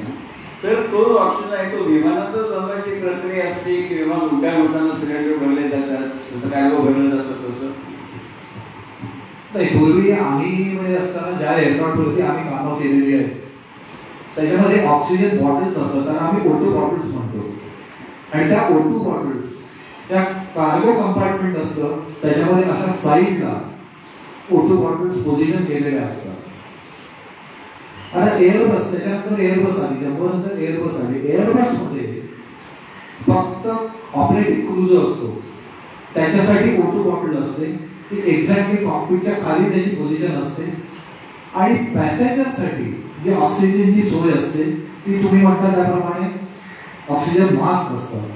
ज्यावेळी इमर्जन्सी सिच्युएशन निर्माण होते किंवा हवेचा दाब केबिनमधला कमी होतो त्यावेळी ती ऑक्सिजन मास्क वरून ऑटोमॅटिकली खाली पडतात आणि ती तुमच्या नाकाला लावल्यानंतर त्याच्यामध्ये जी केमिकल्स असतात त्या केमिकल्सचं विघटन होऊन त्याच्यातून ऑक्सिजन तयार होतो आणि तो ऑक्सिजन तुम्ही श्वासाद्वारे आतमध्ये घेऊ शकता. मी आजच लक्षात आलं की केमिकल्स मधनं ऑक्सिजन निर्माण होतो. सिलेंडर मधनं वगैरे नाही. सिलेंडरची प्रोडक्शन ही फक्त ऑपरेटिंग क्रूसाठी असते. बरं, वैमानिकच आहे, कोणी नातलग असेल, मित्र असेल, समजा त्याच विमानातून प्रवास करत असेल तर वैमानिक त्याला कॉकपिटमध्ये नेऊन टाकू शकतो का? हे पूर्वी शक्य होतं पण हे आता शक्य नाही. आता असं झालं की आता सगळीकडेच हाय अलर्ट सिक्युरिटी झालेलं आहे, कधी काय होईल सांगता येत नाही. आणि मध्यंतरी ज्यावेळी दहशतवादी कारवाया खूपच वाढलेल्या होत्या त्यावेळी DGCAचा एक माणूस विदाउट इन्फॉर्मेशन फ्लाईटवरती असायचा. तर कोणालाही माहिती नसायचं की हा DGCAचा माणूस आहे, पण त्याचं लक्ष असायचं की कॉकपिटमध्ये कोण जातो आणि कोण नाही जात. त्यामुळे आता जरी समजा पायलटचे आई वडील किंवा वाईट कोणी जवळचे नातेवाईक जरी प्रवास करत असले तरी तो त्यांना कॉकपिटमध्ये घेऊन जाऊ शकत नाही. This is only for safety reason. आणि दुसरी गोष्ट, एअरक्राफ्टचं केबिनचं जे कॉकपिटचं डोअर असतं ते बुलेट प्रूफ डोअर आहे. पूर्वी एक लाख मारलेले डोअर तुटून पडेल अशी अवस्था होती. आता तसं राहिलेलं नाहीये. आता ऍब्सोल्युटली हार्ड मटेरियलचं डोअर असतं, बुलेट प्रूफ असतं आणि त्याच्या ते कसं उघडायचं त्याचा कोड असतो. तो कोड फक्त पायलटला आणि जो इनफ्लाइट सुपरवायझर असतो बाहेर त्या दोघांनाच माहिती असतो. त्यामुळे ते कोड नंबर प्रेस केल्याशिवाय ते डोअर उघडत नाही. त्यामुळे आतमध्ये कोणी जाण्याची शक्यता नाही आणि पायलटला कोणाला घेऊन जाण्याची परवानगी नसते. अगदी प्रथम ज्यावेळी एखाद्या वैमानिक प्रवासी विमान निवडतो, मी प्रवासी विमान म्हणतो, त्याचं ट्रेनिंग वगैरे सगळं झालं, आणि पहिल्यांदा ज्यावेळी तो प्रवासी विमान उडवतो त्यावेळी त्याच्यावर काय टेन्शन किंवा काय परिस्थिती असते नेमकी त्याची? आता कसं असतं, त्याने सिम्युलेटर ट्रेनिंग पूर्ण केलेलं असतं. सिम्युलेटर ट्रेनिंग सक्सेसफुली पूर्ण केल्यानंतर त्याचं ऍक्च्युअल एअरक्राफ्टवरती म्हणजे पॅसेंजर्सना घेऊन जाणं हा नंतरचा भाग झाला. त्याला प्रॅक्टिस फ्लाइंग म्हणतात. प्रॅक्टिस फ्लाइंग मध्ये त्याला स्वतःचं स्किल दाखवावं लागतं आणि प्रॅक्टिस फ्लाइंग करताना पायलटच्या पाठीमागे जो फर्स्ट ऑफिसर असतो, कमांडर असतो, फर्स्ट ऑफिसर असतो, त्याच्या पाठीमागे चेक पायलट असतो. Check pilot is appointed by DGCA. Certain flying hours पूर्ण झाल्यानंतर he is almost a very senior most person. त्याचं काम एवढंच असतं की दोघेही सर्व सिस्टीम्स व्यवस्थित ऑपरेट करता येत की नाही हे तो चेक करत असतो, म्हणून त्याला चेक पायलट म्हणतात. आणि चेक पायलट हा नेहमी DGCAचा माणूस असतो. तर ह्याच्यामध्ये फर्स्ट ऑफिसर जो असतो तो पूर्णपणे अलर्ट असतो आणि म्हणजे काही प्रॉब्लेम येत नाही त्याच्यामध्ये. आपले मुकेश अंबानी त्यांची 8 विमानं आहेत वेगवेगळ्या साईजची. त्याच्यात एक विमान चालवणारा वैमानिक सुनील सबनीस, तो आमचा नातेवाईक आहे. तर तो सांगत होता की आम्ही ज्यावेळी शिकत असतो, पायलट म्हणून शिकत असतो, त्यावेळी सुरुवातीला ट्रेनर असतो तो बाजूला बसलेला असतो आणि त्याच्या इन्स्ट्रक्शन प्रमाणे विमान उडवत असतो आम्ही. पण म्हणायचे साधारणपणे त्यांनी स्वतःचा दोष सांगितला. 6-7 राऊंड असा झाला, तो बाजूला बसता तर आपण सुरक्षित पण काय बाजूला काय झालं तर असं 6-7 राऊंड झाल्या आणि मग मला तो खाली उतरला प्रशिक्षण देणारा आणि चल आम्ही तो मोठा. त्यावेळी म्हणाला ते काही झालं ना की तो खाली उतरून गेला. म्हणजे सगळं माहिती होतं पण तोपर्यंत आपण निर्धास्त असतो. तो क्षणी ते काही झालंय माझं ना, तो मला लिहिण्याच्या पलीकडचं नाही. खरं आहे ते. ज्यावेळी हे विमान उड्डाणाचं ट्रेनिंग घेत असतात ते that is student pilot licence आणि त्याच्यामध्ये ते शिकाऊ सिंगल इंजिन एअरक्राफ्ट असतं. जो ट्रेनर असतो तो एक 6-7 राऊंड पूर्ण झाल्यानंतर त्याचा एवढा एक्सपिरियन्स प्रचंड असतो की जो कॅन्डिडेट आहे तो किती कॉन्फिडंट आहे किंवा त्याची कॉन्फिडन्स लेवल काय आहे हे त्याने जज केलेलं असतं. त्यामुळे ज्यावेळी त्याला खात्री पडते की हा आता सोलो फ्लाईट करू शकतो, एकटा विमानोड्डाण करू शकतो, त्यावेळी तो स्वतः खाली उतरतो आणि त्याला सांगतो आता नेक्स्ट फ्लाईट जे आहे तो एकट्याने करतो. आता त्याला कॉन्फिडन्स आलेला असतो, सगळं ठीक आहे. पण आतापर्यंत काय झालेलं असतं की बाजूला ट्रेनर बसलेला आहे, अल्टिमेट रिस्पॉन्सिबिलिटी काय ट्रेनरवर हे त्याला माहिती असतं. पण ज्यावेळी ट्रेनरच उतरून जातो त्यावेळी त्याची खरी कसोटी असते, त्यावेळी त्याची खरी परीक्षा असते, त्यावेळी टेन्शनही असतं. पण जो एक्सपिरियन्स त्याने अचीव्ह केलेला असतो त्याच्यामधून तो सक्सेसफुली ते एअरक्राफ्ट टेक ऑफही करू शकतो आणि ते लँडही करू शकतो. मगाशी तुम्ही जो प्रश्न विचारला की फर्स्ट पॅसेंजर फ्लाईट घेऊन जाताना टेन्शन असतं का, सिम्युलेटर ट्रेनिंग झालेलं असतं, प्रॅक्टिस फ्लाईट झालेलं असतं, त्यामुळे आणि कमांडर बाजूला बसलेला असतो, त्यामुळे फर्स्ट ऑफिसरला तसं काही टेन्शन नसतं. पण ही इज व्हेल प्रॅक्टिस आणि इज व्हेल एक्सपिरियन्स. रेल्वेमध्ये ज्यावेळी मोटरमन असतात त्यांना सुरुवातीला मालगाडीवरती ड्युटी देतात आणि मगच पॅसेंजरवरती देतात. दुसऱ्या विमानाच्या बाबतीत ते असतं, विमानाच्या बाबतीमध्ये विमानामध्ये मगाशी मी तुम्हाला म्हटलं टाईप रेटिंग असतं. एकदा टाईप रेटिंग झालं, पर्टिक्युलर एअरक्राफ्ट फ्लाय करायची त्याला परमिशन मिळाली, सर्टिफिकेशन झालं, त्या एअरक्राफ्टचं लायसन्सिंग असतं, ते लायसन्स त्या पायलटला मिळालं की तो पर्टिक्युलर टाईपचं एअरक्राफ्टच फ्लाय करू शकतो. आता ज्याच्याकडे 319चं एअरबस 319चं टाईप रेटिंग आहे तो 321 किंवा 329 किंवा 380 फ्लाय नाही करू शकणार. त्याच्याकडे जे टाईप रेटेड आहे for which he is assigned for he can only fly that aircraft. मगाशी तुम्ही ऑटो मोड बद्दल बोलला, त्याला थोडासा एक पूरक प्रश्न विचारतो की ऑटो मोडवर विमान कधी ठेवलं जातं, हा निर्णय वैमानिकाचा असतो किंवा अन्य नाही. ऑटो मोडवरती कधी ठेवायचं हे डीजीसीए ठरवतं. डीजीसीएने सगळे रूल्स केलेले आहेत. आता आम्ही ज्यावेळी सर्व्हिसमध्ये होतो त्यावेळी as far as air India is concern, मला बाकीच्या एअरलाईन्सची कल्पना नाही, पण एअर इंडियामध्ये लँडिंग आणि टेक ऑफ हे मॅन्युअल होते, स्ट्रिक्टली मॅन्युअल होते. हे ऑटो पायलटने करता येत नव्हते. पण आता मी असं ऐकलं की even landing and take off also you can do with auto pilot. पण एकदा ऑटो पायलट मोडवरती एअरक्राफ्ट आल्यानंतर लँडिंग अँड टेक ऑफ हे ऑटोमॅटिकली होत असतं. फक्त पायलटला सगळ्या सिस्टीम्स व्यवस्थित फंक्शनिंग करता येत की नाही हे मॉनिटरिंग करावं लागतं. एखाद्या आणीबाणीच्या प्रसंगी समजा विमान पाण्यावर उतरवायचं ठरलं, ते पहिली गोष्ट पाण्यावर उतरवायचं कधी ठरवतात आणि पाण्यावर उतरवायचं झालं तर त्याला प्रक्रिया काय असते? कसं असतं, तुम्हाला एक काही वर्षापूर्वी अमेरिकेमध्ये घडलेला एक इन्सिडेंट सांगतो. न्यू जर्सीवरून एअरक्राफ्ट टेक ऑफ केला, त्याला फक्त न्यूयॉर्कला यायचं होतं. विमानाने टेक ऑफ केल्यानंतर दोन्ही इंजिन्समध्ये पक्षी घुसले, पक्ष्यांचा थवाच्या थवा घुसला, दोन्ही इंजिन्स बंद पडली. आता काय करायचं? अशा वेळी एअरक्राफ्टचं डिझाईनच असं असतं की एअरक्राफ्ट 90 सेकंदापर्यंत त्याला फ्लाईट नाही म्हणतात, ग्लायडिंग म्हणतात. Aircraft can glide up to 90 seconds आणि ह्या 90 सेकंदामध्ये पायलटला डिसिजन्स घ्यायची असतात की आता एक्झॅक्टली आपल्याला काय करायचं. तर त्यावेळी तिकडचा जो कंट्रोल टॉवर होता त्याने त्याला सांगितलं हडसन रिव्हर आहे मध्ये, न्यू जर्सी आणि न्यूयॉर्कमध्ये हडसन रिव्हर आहे, तो हडसन रिव्हरवरती लँड कर. त्याने इमिजिएटली पाण्यावरती एअरक्राफ्ट लँड केलं. आणि एअरक्राफ्टचं डिझाईनच असं असतं की aircraft can land on water. म्हणजे असा प्रश्न पडेल की अरे विमान आहे, हवेतून उडणारी वस्तू आहे, पाण्यावर कशी हे पाण्यावरती ते व्यवस्थित तरंगतं. पाण्यावरती उतरल्यानंतर सर्वात पहिली गोष्ट काय होत असेल तर त्याची दोन्ही साईडची जी इंजिन्स असतात ते इंजिन माउंट्स असतात त्याला 2 फ्रंट माउंट्स असतात, एक आफ्ट माउंट म्हणजे रिअर माउंट असतो. त्या 3 माउंट्स वरती ते इंजिन विमानाला लटकलेलं असतं.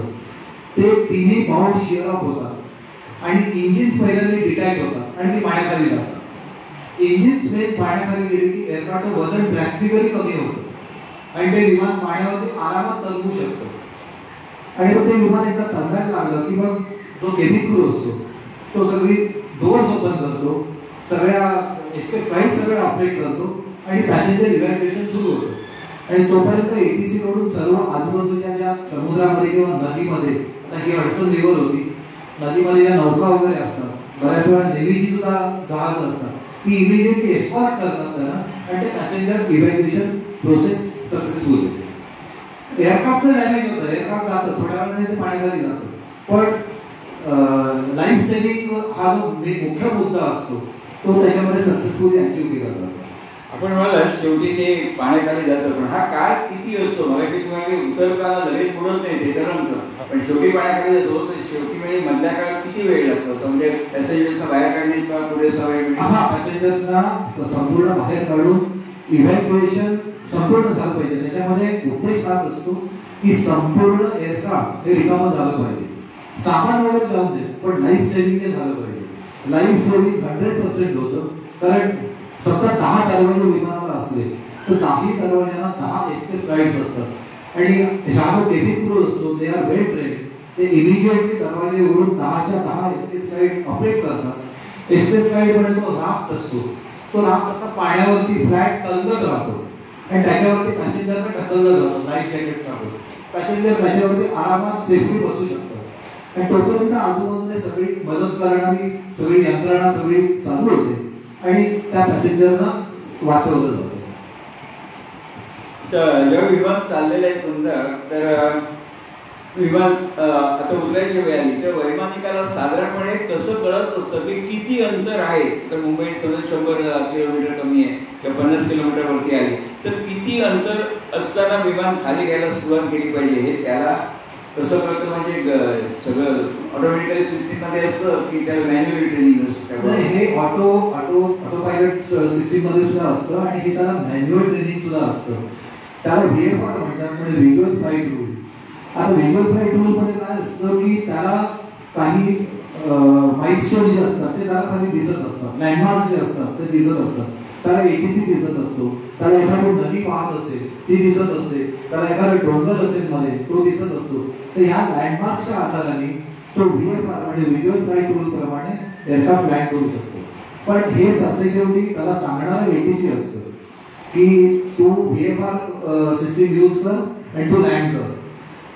दुसरी एक सिस्टीम असते की IFR सिस्टीम असते, इन्स्ट्रुमेंट फ्लाईट रूल. तर इन्स्ट्रुमेंट फ्लाईट रूल हे त्या पायलटचं त्या कमांडरचं ट्रेनिंग झालेलं असलं पाहिजे. He must be certified for instrument flight landing. ते जोपर्यंत त्याचं सर्टिफिकेशन झालेलं नाहीये तोपर्यंत तो इन्स्ट्रुमेंट फ्लाईट लँडिंग करू शकत नाही. पण व्हिज्युअल फ्लाईट लँडिंग हे त्यांना इव्हन ट्रेनिंग पिरियडमध्ये सुद्धा शिकवलेलं असतं आणि त्याला काही प्रॉब्लेम येत नाही. एक साधारणपणे 30 वर्षापूर्वीची एक बातमी मला आठवते वर्तमानपत्रामध्ये की रात्री साधारण 1-2 वगैरे वाजले होते तर विमान मुंबई विमानतळ म्हणजे सांताक्रूझ विमानतळावरती उतरायच्या ऐवजी ते जुहूवरती उतरलं जातं, सुरक्षित उतरलं. मग असं काय झालं? भले अंतर कमी आहे पण त्याला मुंबई विमानतळ कळला नाही जुहूला उतरलं, हे ते कसं काय झालं? नाही, असं सहसा होत नाही असं. पण एखाद वेळी काय असतं की आता मी म्हटल्याप्रमाणे व्हिज्युअल फ्लाईट रूल प्रमाणे जर समजा विमान उतरवायचं असेल तर पायलटची काही वेळा म्हणजे ही फार जुनी गोष्ट आहे, 25-30 वर्षापूर्वी. आताच्या काळामध्ये हे शक्य नाहीये. त्यावेळी अशा 1-2 घटना घडलेल्या आहेत की मुंबई विमानतळावर विमान उतरण्याच्या ऐवजी ते जुहू एअरपोर्टला लँड झालं, सेफली उतरलं. पण ती काय झालं, ती फार मोठी पॅसेंजर एअरक्राफ्ट नसतात, ती छोटी चार्टर प्लेन असतात, साईजने छोटी असतात किंवा सिंगल पॅसेंजर फ्लाईट असतं. जसं JRD टाटांचं होतं ते सिंगल पॅसेंजर फ्लाईट होतं, पॅसेंजर फ्लाईट नव्हतं, ते सिंगल चार्टर फ्लाईट होतं. तर ते जुहू एअरपोर्टला आरामात लँड करू शकत होते, त्यांना काय रेग्युलर मुंबई एअरपोर्टला लँड करण्याची गरज नव्हती. तर असं 1-2 वेळा पूर्वी झालेलं आहे इतिहासामध्ये, आता हे शक्य नाही. आपण म्हणाल की प्रत्येक विमानाला 2 इंजिन्स असतात, एक फेल झालं तर दुसरं ठीक आहे. पण मग सिंगल इंजिन जे होतं मध्यंतरी आता आपण उल्लेख केला JRD टाटा कराशीहून 50 वर्षापूर्वी उड्डाण केलं ते पुन्हा त्यांनी तसं केलं. तर ते सिंगल इंजिन विमानाने ज्यावेळी टाटाने उड्डाण केलं तो मोठा धोका नव्हता का? धोका निश्चितच होता आणि सिंगल इंजिन एअरक्राफ्टमध्ये हा धोका नेहमीच असतो. पण त्याच्यामध्ये मी म्हटल्याप्रमाणे जरी समजा इंजिन बंद पडलं तरी एअरक्राफ्टची ग्लायडिंग कपॅसिटी जी असते ती बऱ्यापैकी असते. Aircraft can glide and safely land. त्यामुळे ही जी शिकाऊ विमानं जी असतात ना जरी समजा आणि ही फार हाय अल्टिट्यूडने उडत नाही, याची अल्टिट्यूड कमी असते म्हणजे उंची कमी असते. जर समजा इंजिन बंद पडलं तरी it can glide for quite some time आणि तेवढ्या ह्याच्यामध्ये तो एअर स्ट्रीमवरती लँड करू शकतो. म्हणजे बोरिवलीच्या पूर्वेच्या ज्येष्ठ नागरिक संघामध्ये एक पिंपळे म्हणून ग्रस्त आहे. मला वाटतं 85 वगैरे वय, पण अतिशय चालतं बोलतं म्हणजे काही त्यांना वय जाणवत नाही त्यांना. तर ते म्हणाले की ते जेव्हा एअर इंडियामध्ये होते ज्यावेळी JID ने उड्डाण केलं 50 वर्षानंतर, त्यावेळी ज्यावेळी पहिलं उड्डाण केलं होतं त्यावेळी विमान साफ करणारा जो कर्मचारी होता तो मालवणचा होता. तर आठवणीने JID ने खास माणूस पाठवला गाडी घेऊन मालवणला त्या कर्मचाऱ्याला आणण्यासाठी. आता तो स्वतः खूप वय झालं होतं त्याचं देखील, पण JID ने एवढी आठवण केली की पहिलं फ्लाईट केलं त्यावेळी विमान साफ करायला तो होता, त्याला बोलवून होतं. त्याला काय कळलंच नाही, एवढी मोठी गाडी आली आणि मालवणमध्ये कोण कुठे, त्यांनी विचारलं आबा म्हणून, त्याला गावामध्ये आबा म्हणत असतो आणि नाव काय वेगळं होतं ते सांगितलं. पण शेवटी कळलं की विमान कंपनीत कोण होता. तर JID एवढे महान होते त्यांनी आठवण ठेवली की 50 वर्षापूर्वी जो होता त्या सफाई कर्मचाऱ्याला त्यांनी बोलावून घेतलं गाडीने मुंबईला, त्याला ताजमहाल हॉटेलमध्ये उतरवलं आणि त्या दुसऱ्या फ्लाईटला 50 वर्षानंतर त्याला त्यांनी घेतला होता. बरोबर, म्हणजे मोठी माणसं खरंच नेहमी मोठी असतात असं. तर SD महामंडळामध्ये नेहमी म्हणतात की ड्रायव्हर लोकांचा तुटवडा आहे, तसं वैमानिकांचा तुटवडा आहे का? वैमानिकांना नोकरी नाही असं तरी होतं. ट्रेन पायलटचा तुटवडा आहेच. मध्यंतरी अशी परिस्थिती निर्माण झाली होती की म्हणजे ट्रेन पायलट्स भरपूर होते. हे कसं असतं, हे डिमांड अँड सप्लाय प्रमाणे ही चेन सुरू असते. ज्यावेळी मार्केटमध्ये डिमांड असते त्यावेळी सप्लाय कमी असतो, ज्यावेळी सप्लाय जास्त होतो त्यावेळी डिमांड कमी झालेली असते. पण आता जर विचार करायचा झाला तर आता एअर इंडियाचं मी सांगतो, एअर इंडिया आता टाटाने टेक ओव्हर केल्यामुळे एअर इंडियाचं टेरिफिक एक्सपान्शन होणार आहे आणि टाटाने जवळजवळ 450 ते 500 नवीन विमान ऑर्डर केलेली आहे. त्यामुळे आता ह्याच्या पुढे वैमानिकांचा तुटवडाच जाणवणार आहे. म्हणजे स्किल्ड पायलटचा तुटवडा ह्याच्या पुढे भरपूर प्रमाणात जाणवणार. मला कुठे सांगितलं की पूर्वी वैमानिक होण्यासाठी किमान शैक्षणिक पात्रता 12वी चालत असे म्हणून. सध्या काय परिस्थिती आहे? सध्या अशी परिस्थिती आहे की सध्याची एअरक्राफ्ट आहे, पूर्वी जी एअरक्राफ्ट होती ती त्याच्यातले बरेचसे कंट्रोल जे होते ते मेकॅनिकल कंट्रोल्स होते. म्हणजे कंट्रोल सरफेसेस जे होते ते रेग्युलरली केबल्स असायच्या. त्या कळ खेचली की ती केबल ऑपरेट व्हायची, त्याच्यामुळे कंट्रोल सरफेस ऑपरेट व्हायचा.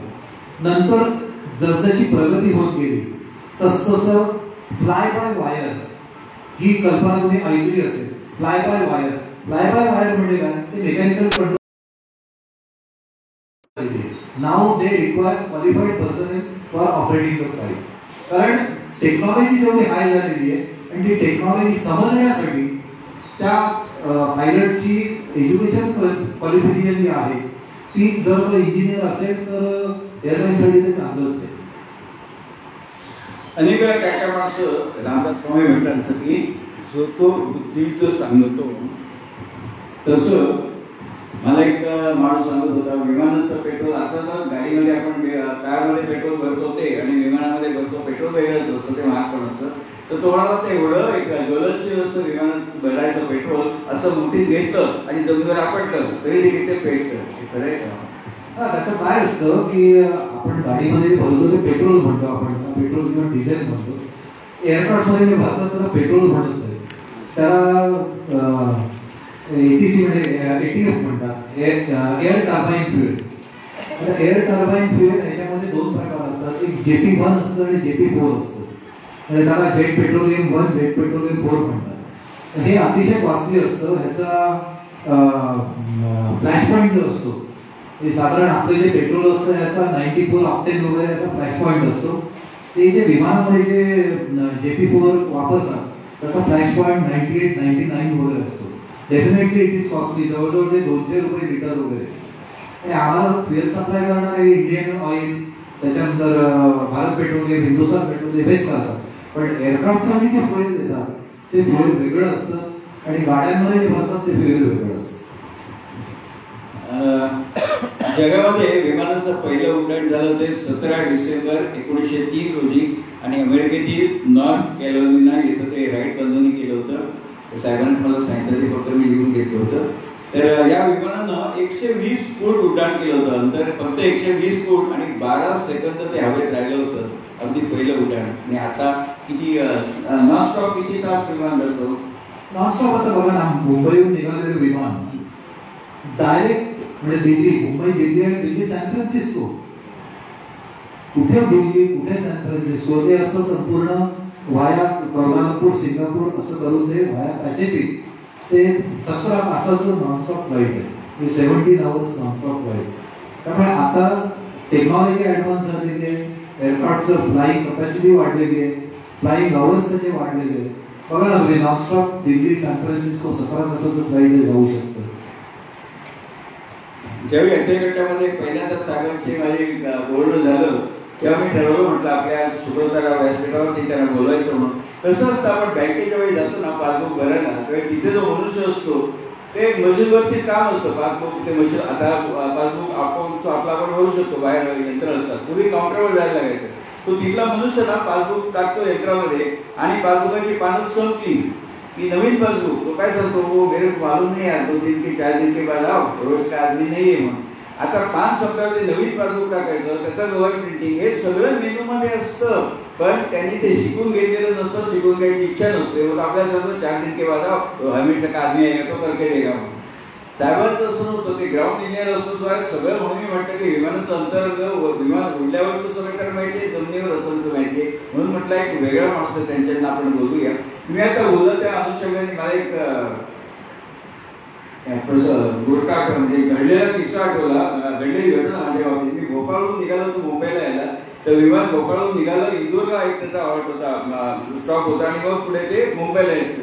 ते झालं कसं, आम्ही सगळे बसलो भोपाळ विमानामध्ये आणि 5 मिनिटं झाली, 10 मिनिटं झाली, 1 तास झाला, विमान काय कुठाचं नाव नाही. पण सुरुवातीला कुठेतरी जाणवत होतं की चाकं वगैरे आवाज येतो, टेकआउट घ्यायच्या आधी तो आवाज काहीतरी ॲबनॉर्मल होता. तेव्हा कुठेतरी पाच चुकली काही. आणि त्याप्रमाणे विमान जवळजवळ 1.5 तास 1.25 तास तिथेच होतं. कोणी काय अनाउन्समेंट पण करत नव्हतं. पण नंतर त्यांनी काय केलं, लोकांना परवानगी दिली की तुम्ही खाली उतरा म्हणून, फक्त जायचं नाही, विमानाच्या तिथेच उतरा म्हणून सांगितलं. बाजूला पोलीस बेस म्हणून तरी घ्यावं लागतं, कारण कोणी उचलून जाईल म्हणून. झालं होतं तसं, ते विमान बिघडलं होतं. तर मग इंजिनियरचा ताफा आला, त्यांनी अक्षरशः बघितलं फर्स्ट टाईम ते विमानाचं पोट उघडल्यावरती अहो सहस्र वायर साधले. मनात विचारायला ते एखादी वायर जरी समजा तुटलेली असते किंवा लूज झालेली असेल, प्रत्येक वायरला काहीतरी काम आहे ना तसं. तर खूप ते इंजिनियर्स आले आणि त्यांनी फोनाफोनी चालू होती, असं तसं. अशा 1.5 तास जवळजवळ 2.5 तास गेले. मग त्यांनी सांगितलं की हे विमान फक्त एकदाच उतरेल मुंबईला, इंदूरला उतरू शकणार नाही. जे पॅसेंजर इंदूरला उतरणार आहेत त्यांनी खाली उतरा, आमच्या कंपनीच्या खर्चाने कारमध्ये बसून तुम्हाला इंदूरला सोडू म्हणून. तर मला यायचं होतं मुंबईला. तर माझ्या बरोबर कलिग होता, तुम्हाला आमको पैसे करेल की काय, विमान बिघडले दिसतंय म्हणून. तर आपण इंदूर म्हणलं, इंदूरून पुढे मुंबईला किती तास लागतील आणि सकाळी एवढं व्याख्यान मुंबईला. म्हटलं जाऊ दे, का होईल तो, आम्ही बसूनच राहिलो. आणि मग काय झालं, ते फोनाफोनी झाली. ते त्यांची इंजिनियरशी त्यांनी कन्सल्ट केलं. तो इंजिनियरने शेवटी हे सोल्युशन सांगितलं, म्हणजे वरिष्ठांनी, तो भोपाळला नव्हता, त्यांनी फोनवरून सांगितलं की एकदाच हे विमान लँड होईल ते तिकडे मुंबईला, म्हणजे इंदूरला उतरू शकणार नाही, इंदूरच्या पॅसेंजरना तुम्ही उतरवून गाडीने सोडा म्हणून. त्याप्रमाणे लोक उतरले. आणि मग आम्ही ते खाली उतरलो होतो, बघत ना सगळे ते दुरुस्त प्रयत्न करत होतो, वेळ काय झालं नाही. मग शेवटी तो पायलट आला, तो म्हणाला चला बसा सगळे. ते लोक बघत होते की सगळे बिघडलेले काय काय काय काय, पण दुरुस्त होत नाही, म्हणून डायरेक्ट मुंबईला गेलो जाऊन. तर लोक घाबरले होते, म्हणाले तो पायलट सांगू इंजिनियर सांगू कुछ नाही होगा, बॉम्बे तक जाएगा. तर लोकांना काय वाटलं, हा इथेच आहे, हा सांगतो कुछ नाही होगा, काय झालं का. एक ग्रस्त इथं चिडला तो, तेरे बाप का काय जाता है ना, तो हम लोग मरेगा ना खाली विलेज. ते त्यांचं हॉट टॉक चालले होते. तेवढ्यात पायलट होते, ते सिनियर होते, ते आले आणि म्हणाले 1 मिनिट फक्त मला बोलायची संधी द्या, फक्त 1 मिनिट. मी सुद्धा हे विमान घेऊन जाणार आहे मुंबईला, मला माझ्या जीवाची पर्वा नाही का. जर मला खात्री असली नाही विमान पडू शकतं तर मी आलो असतो का विमान उडवायला. ज्यावेळी मी विमान उडवणार आहे त्याची मला खात्री 100% मुंबईला ते आरामात सुरक्षित लँड होऊ शकेल, तुम्ही काही काळजी करू नका बसा. म्हणजे त्यांनी इतकं आश्वासन ते सगळं सांगितलं पोलीस स्टँडर्डली. पण सांगतो तो प्रसंग मुंबई विमान उतरेपर्यंत धाकधूक होती की उतरतं की ढाम होतं काय आगीचं पकडतं म्हणून. आणि वरून दिसत होतो खाली अक्षरशः फायर ब्रिगेडच्या गाड्या सगळ्या उभ्या होत्या. म्हणजे काय खाली उतरल्यावर काय झालं, पण म्हटलं गाड्या जरी फायर ब्रिगेडच्या उभ्या असल्या तरी काय क्षणार्धामध्ये सगळं तर भेटतं. म्हणजे तो थरारक अनुभव होता. याला म्हणतात पायलटची कॉन्फिडन्स लेवल. तरी खूप छान आहे. मला वाटतं जीवाची परवा आहे ना, मी असं चढलो असतो का, तुम्ही शांत राहा. पण बाकीच्या माणसाला ते हे नव्हतं. आणखी एक शेवटचा प्रश्न विचारतो की विमानामध्ये सांडपाणीचे वॉशरूम असतं तर ते काय व्यवस्था असते, की ते सगळं ड्रेन व्हायची किंवा कसं असतं? मी या वर्षासाठी काही वेगळं असतं असं मी ओव्हरऑल नाही. एअरक्राफ्टमध्ये टॉयलेट सिस्टीम असते, त्याच्यामध्ये म्हणजे मेन फर्स्ट टाइम जो असतो तो कार्गोमध्ये असतो. कार्गो होल्ड जो असतो त्याच्यामध्ये असतो. पूर्वी जुनी सिस्टीम अशी होती की फ्लशिंग सिस्टीम होती. ते एक प्रकारचं निळ्या रंगाचं लिक्विड असायचं. ते तुमचं टॉयलेट वापरून झाला की ते तुम्ही फक्त फ्लशचं बटन दाबलं की ते निळ्या रंगाचं लिक्विड त्या कमोडमधून फिरायचं आणि ते म्हणजे जो जिथे मेन सेप्टिक टँक असं तिकडे ते जमा व्हायचं. आता नवीन सिस्टीम अशी आहे की कुठेही लिक्विड वापरलं जात नाही. आता एअर सक्शन सिस्टीम आलेली. म्हणजे टॉयलेट वापरून झाल्यानंतर तुम्ही ज्यावेळी स्विच ऑपरेट करता त्यावेळी एअर सक्शनने ते सगळं वाहून नेलं जातं आणि कार्गो होल्ड असतो, त्याच्यामध्ये मोठा टँक असतो, त्याच्यामध्ये ते सगळं साठवलं जातं. ज्यावेळी विमान नेक्स्ट डेस्टिनेशन उतरतं, उतरल्यानंतर जशा पुढे कार्गो लोडिंगसाठी गाड्या लागतात, इतर सर्व कामांसाठी आता आमचं इंजिनिअरिंग डिपार्टमेंट आहे, आमच्या गाड्या लागतात. तसंच ग्राउंड सपोर्ट डिपार्टमेंट जे आहे त्यांची टॉयलेट सर्व्हिसिंग कार्ड असते. ती टॉयलेट सर्व्हिसिंग कार्ड येते.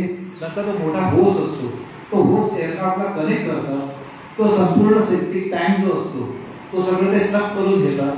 त्याच्या टॉयलेट कार्ट असते, त्या कार्टमध्ये ते सगळं जमा होतं. त्याच्यानंतर त्यांच्याकडे ते सगळं निळं लिक्विड असतं, त्याने ते संपूर्ण टॉयलेट क्लीन करतात, ड्राय करतात आणि त्याच्यानंतर एअरक्राफ्ट नेक्स्ट फ्लाईटसाठी तयार होतं. आता हे जे निळं लिक्विड जे वापरलं जातं हे का बंद झालं वापरणं, आणि ह्याच्यामुळे करोजनचे खूप प्रॉब्लेम्स व्हायला लागले. आणि एअरक्राफ्ट मटेरियल जे आहे त्याच्यामध्ये करोजन हा एक व्हायटल पॉईंट असतो. त्यामुळे करोजनला आम्ही म्हणजे फार महत्व देतो. म्हणजे ज्यावेळी आमचं इन्स्पेक्शन सुरू असतं त्यावेळी कुठेही करोजन झालेलं नाहीये ना, या गोष्टीकडे आमचं बारीक लक्ष असतं. आणि करोजन जरी एका ठिकाणी थोडंसं दिसलं तरी आजूबाजूची सर्व एरिया आम्ही ओपन करून चेक करतो की करोजन कुठे कुठे पसरलेलं आहे, आणि त्याप्रमाणे मग कामही वाढत जातं. आणि ते तसं होऊ नये म्हणून आता ती लिक्विड सिस्टीम बंद झालेली आहे. आता एअर सक्शन सिस्टीम आलेली आहे. हा कार्यक्रम ज्यावेळी करायचा ठरला त्यावेळी मी साहेबांना म्हटलं आता असं शुक्रवार आहे आणि आमचा कार्यक्रम ठरल्या वेळी 5:30 सुरू होतो, 7 संपतो. खूप ते इम्प्रेस झाले आणि म्हटलं हे सगळं करायला आम्ही त्यांच्या मी घरी गेलो होतो, माझे प्रश्न काढले, त्यांना विचारले, तो मी रेकॉर्ड करून घेतलं सगळं आणि मग त्यातनं पुन्हा थोडं रिफाईन करून पुन्हा एकदा आम्ही तालीम केली आणि त्यांनी जराही त्यामध्ये नापसंती दाखवली नाही. ते खूप खुश झाले, म्हणाले मुलाखतीसाठी एवढी तालीम करण्यापासून ते म्हणाले खूप खुश झालो. म्हणून आज स्वतः ते कार्यक्रम सुरू व्हायच्या 1 तास माझ्या घरी आले होते, नंतर आम्ही इथे आलो. तर म्हणून माझं एक वेगळेपणा आहे माणसामध्ये मला जाणवलं. आणि ते बघा सांगताना सुद्धा उगीच 28,000 फुटावरून विमान उडतं, पण ते 28,000 फुटावरून जाणारा कधी बोलत नाही, तरी सोप्या शब्दात सगळं सांगतात. आणि आमचे असले कट्ट्याचे राणे साहेब मुद्दाम कांदिवलीत त्याचा कार्यक्रम बघायला आले, मला आहे ते आपण आले आहेत, त्यामुळे माझी त्यांची वेळ झाली होते कट्ट्यावरती. राणेसाहेब खूप स्वागत, त्यांची तब्येत बरी नसते तरी स्वतः ते मुद्दा मी ते आलेत म्हणून. आणि आपल्या शुक्रवाराचा माझा पहिला कार्यक्रम झाला चंद्रय साक्षीला, त्यावेळी कौतुकाने राणेसाहेब मुद्दाम आले होते, त्यांच्याबरोबर अवर्सेकर होते. पुन्हा नथनी नाटकातील सौंदर्य पहिला कार्यक्रम झाला इथे शुक्रवारामध्ये, त्यावेळी राणेसाहेब आले होते.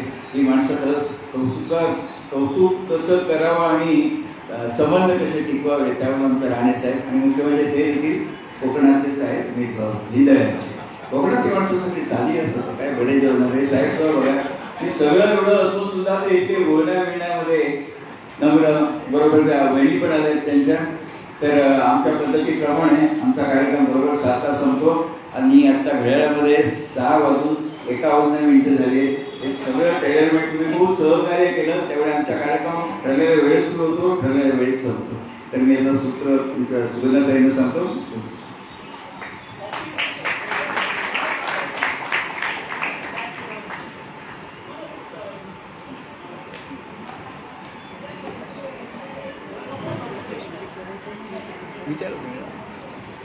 कुणाला काही प्रश्न विचारायचे पुढे या इकडे.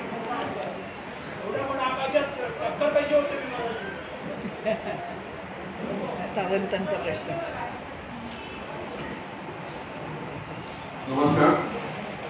मला असं म्हणायचं की मागे तुम्ही बोलले की इंजिनमध्ये ते सब केले जाते, पक्षी वगैरे अडकले होते, तर त्यावेळेला सेफ्टी गार्ड वगैरे लावायची पद्धत नाही का, अशी बेस्ट आहे का? जनरली इंजिनच्या बाजूला सेफ्टी गार्ड असतो, हा एक प्रश्न आहे.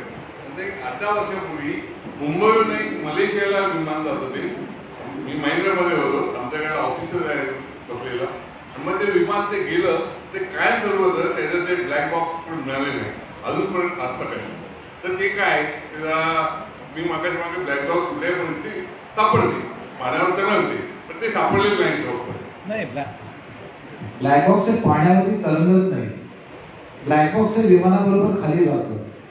ज्यावेळी त्याच्या बॅटरीला पाणी टच होतं त्यावेळी ते रेडिओ वेव्स पाण्यावरती सोडतं आणि म्हणजे पाण्याखाली जे ड्रायव्हर्स गेलेले असतात पाणबुडे ते बरोबर लोकेट करतात आणि ते विमानाचे डेब्रिज जे पडलेलं असतं त्याच्यामधून ते बरोबर ब्लॅक बॉक्स लोकेट करून काढतात.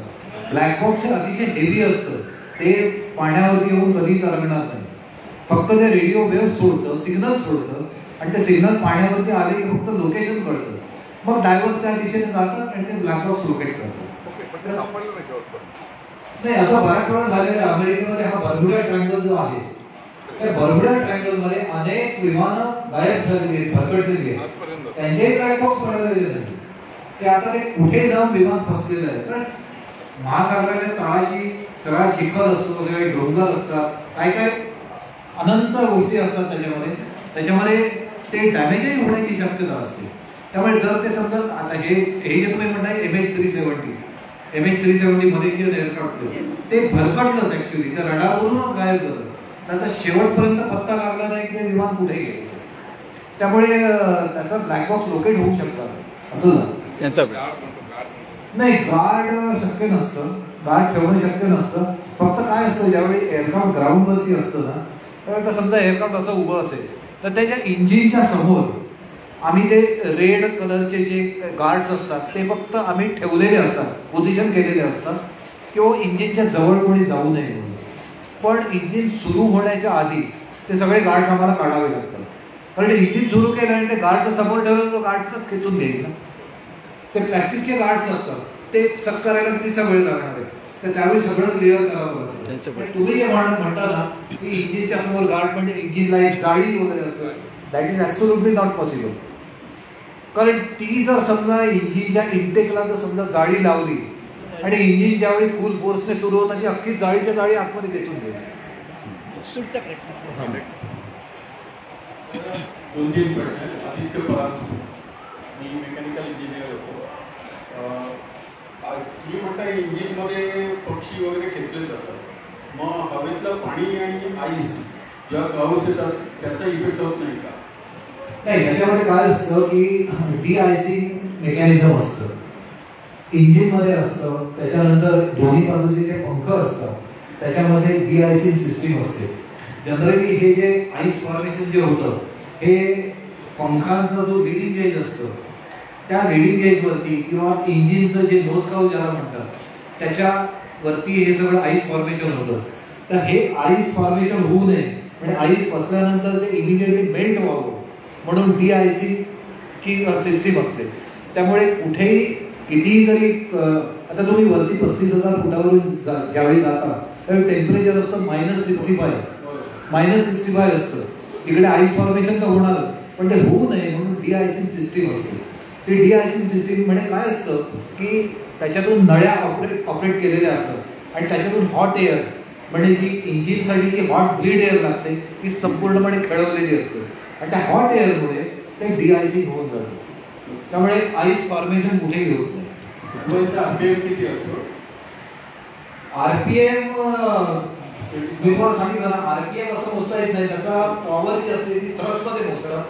1,15,000 Pond's per square inch.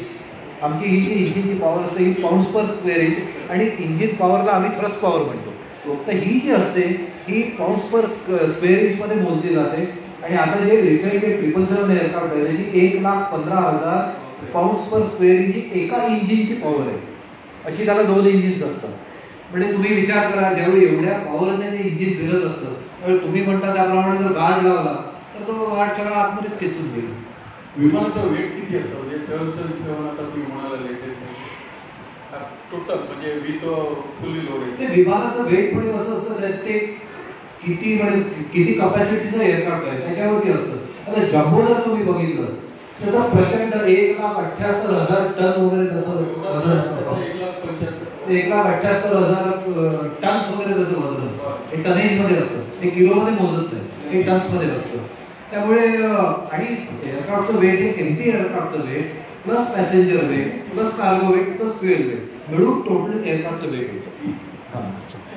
Is wheel stationary while landing? कारण विमान जेव्हा उतरते तेव्हा एवढं सगळं वजन लँड होताना डायरेक्ट व्हीलचा कॉन्टॅक्ट रनवेशी आल्यानंतर व्हील स्टेबल हे कशी राहतात, म्हणजे स्टेबल कशी? Not rotating. नाही, they are not rotating, they are stable. They are absolutely stable. ती व्हीलवेल असते, त्या व्हीलवेलमध्ये ती सगळी चाकं फिट बसलेली असतात. ज्यावेळी त्या व्हीलवेलची डोर्स ओपन होतात त्यावेळी ती चाकं बाहेर येतात. ज्यावेळी चाकं बाहेर येतात त्यावेळी ती स्टेशनरी असतात. त्यामुळे तुम्ही बघाल, तुम्ही इव्हन व्हिडिओ जरी बघितला, ज्यावेळी ते एअरक्राफ्ट टचडाऊन होतं पहिल्यांदा पाठीमागची चाकं जमिनीला टेकली जातात आणि सर्वात शेवटी नोज डाऊन होतं आणि नोज व्हील जे असतं ते जमिनीला टच होतं. प्रचंड असा धूर निघतो बघा. तो धूर अशा निघतो की ती स्टेशनरी असतात, ती आता एकदम मोशन मध्ये आलेली असतात आणि त्याचा रनवेशी कॉन्टॅक्ट झाल्यानंतर जी फ्रिक्शन होते त्या फ्रिक्शनमुळे तो धूर निघतो. आणि तो म्हणजे रबर जाळल्याचा तो धूर असतो. ऍक्च्युली त्याच्यामध्ये टायरची वेअर अँड टिअर खूप होते. पण तुमचा जो बेसिक प्रश्न आहे की एअरक्राफ्ट म्हणजे ते त्यावेळी व्हील स्टेबल असतं, त्यावेळी फिरत नसते.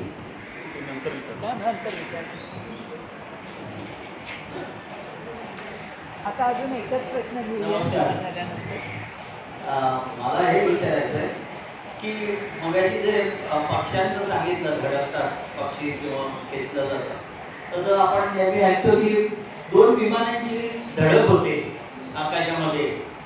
तर ती कशी, म्हणजे ती ऍक्सिडेंट असतो का तो घातपात असतो, किंवा दुसरे विचारायचं ते म्हणजे असं की आपण प्रात्यक्षिक बघतो समज दुनियाभर चाललेले असतात, नेव्ही डे म्हणा किंवा एअरफोर्स डे म्हणा त्याला, किंवा तेव्हा आपण समजू शकतो ते त्यांना आपलं शो करायचा असतो.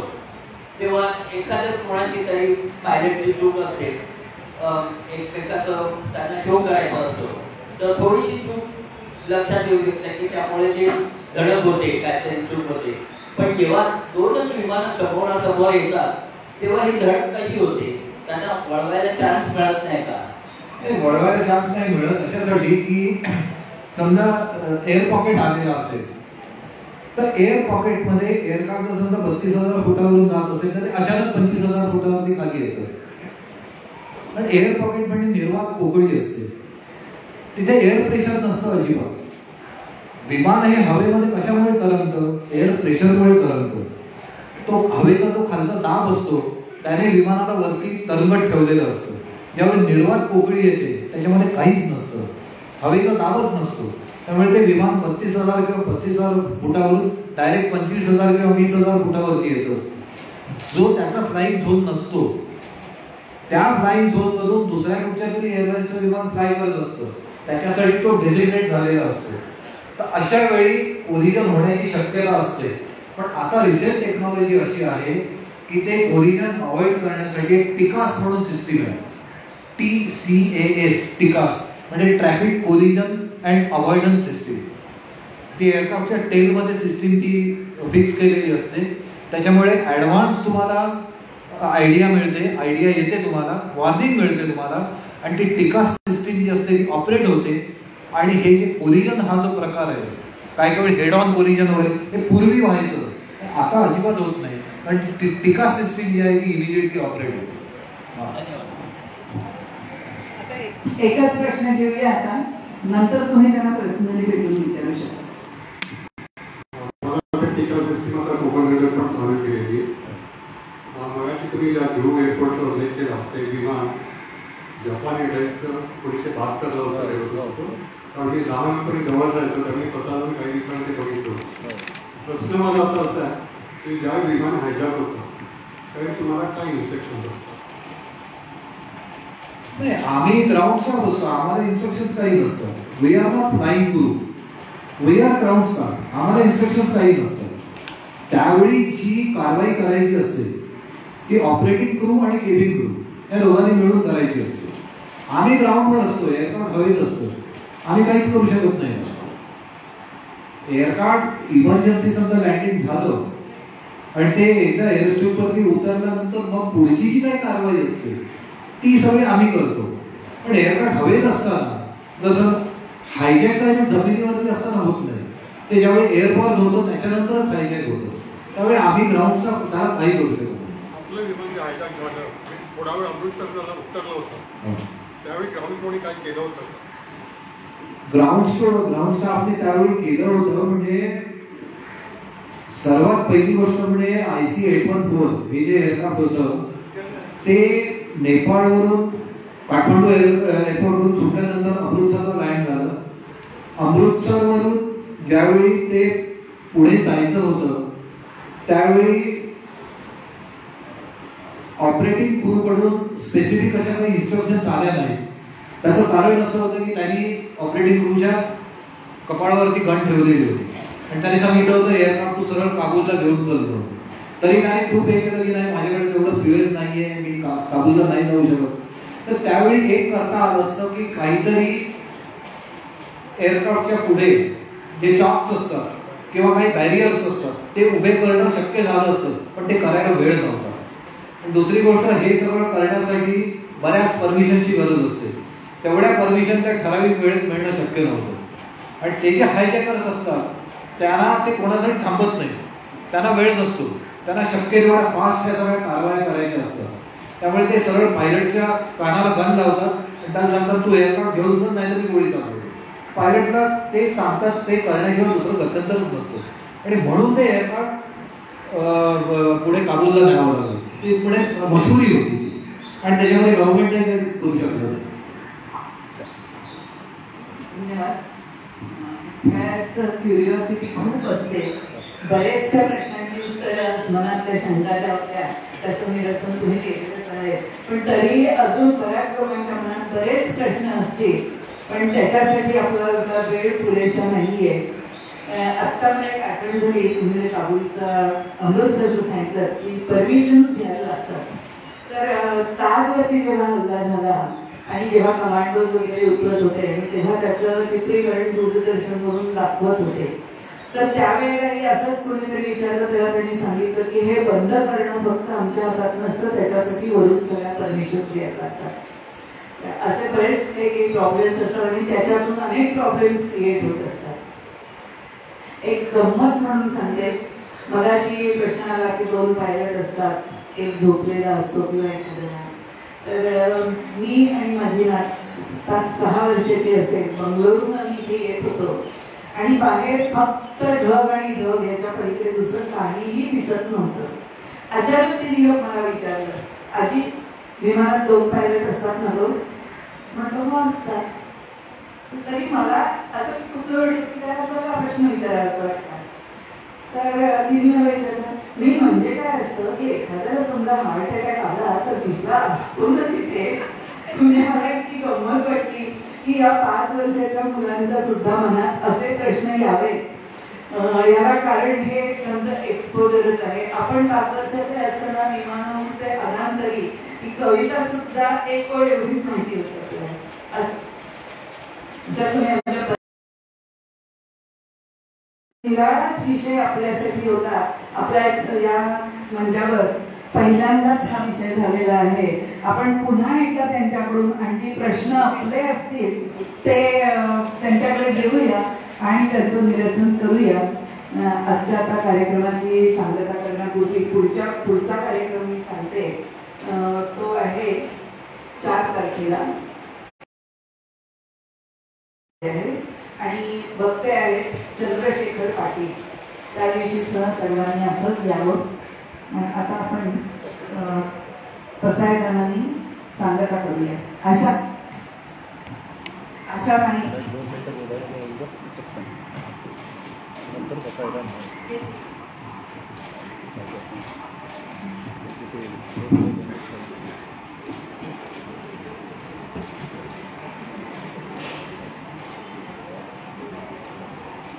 हो.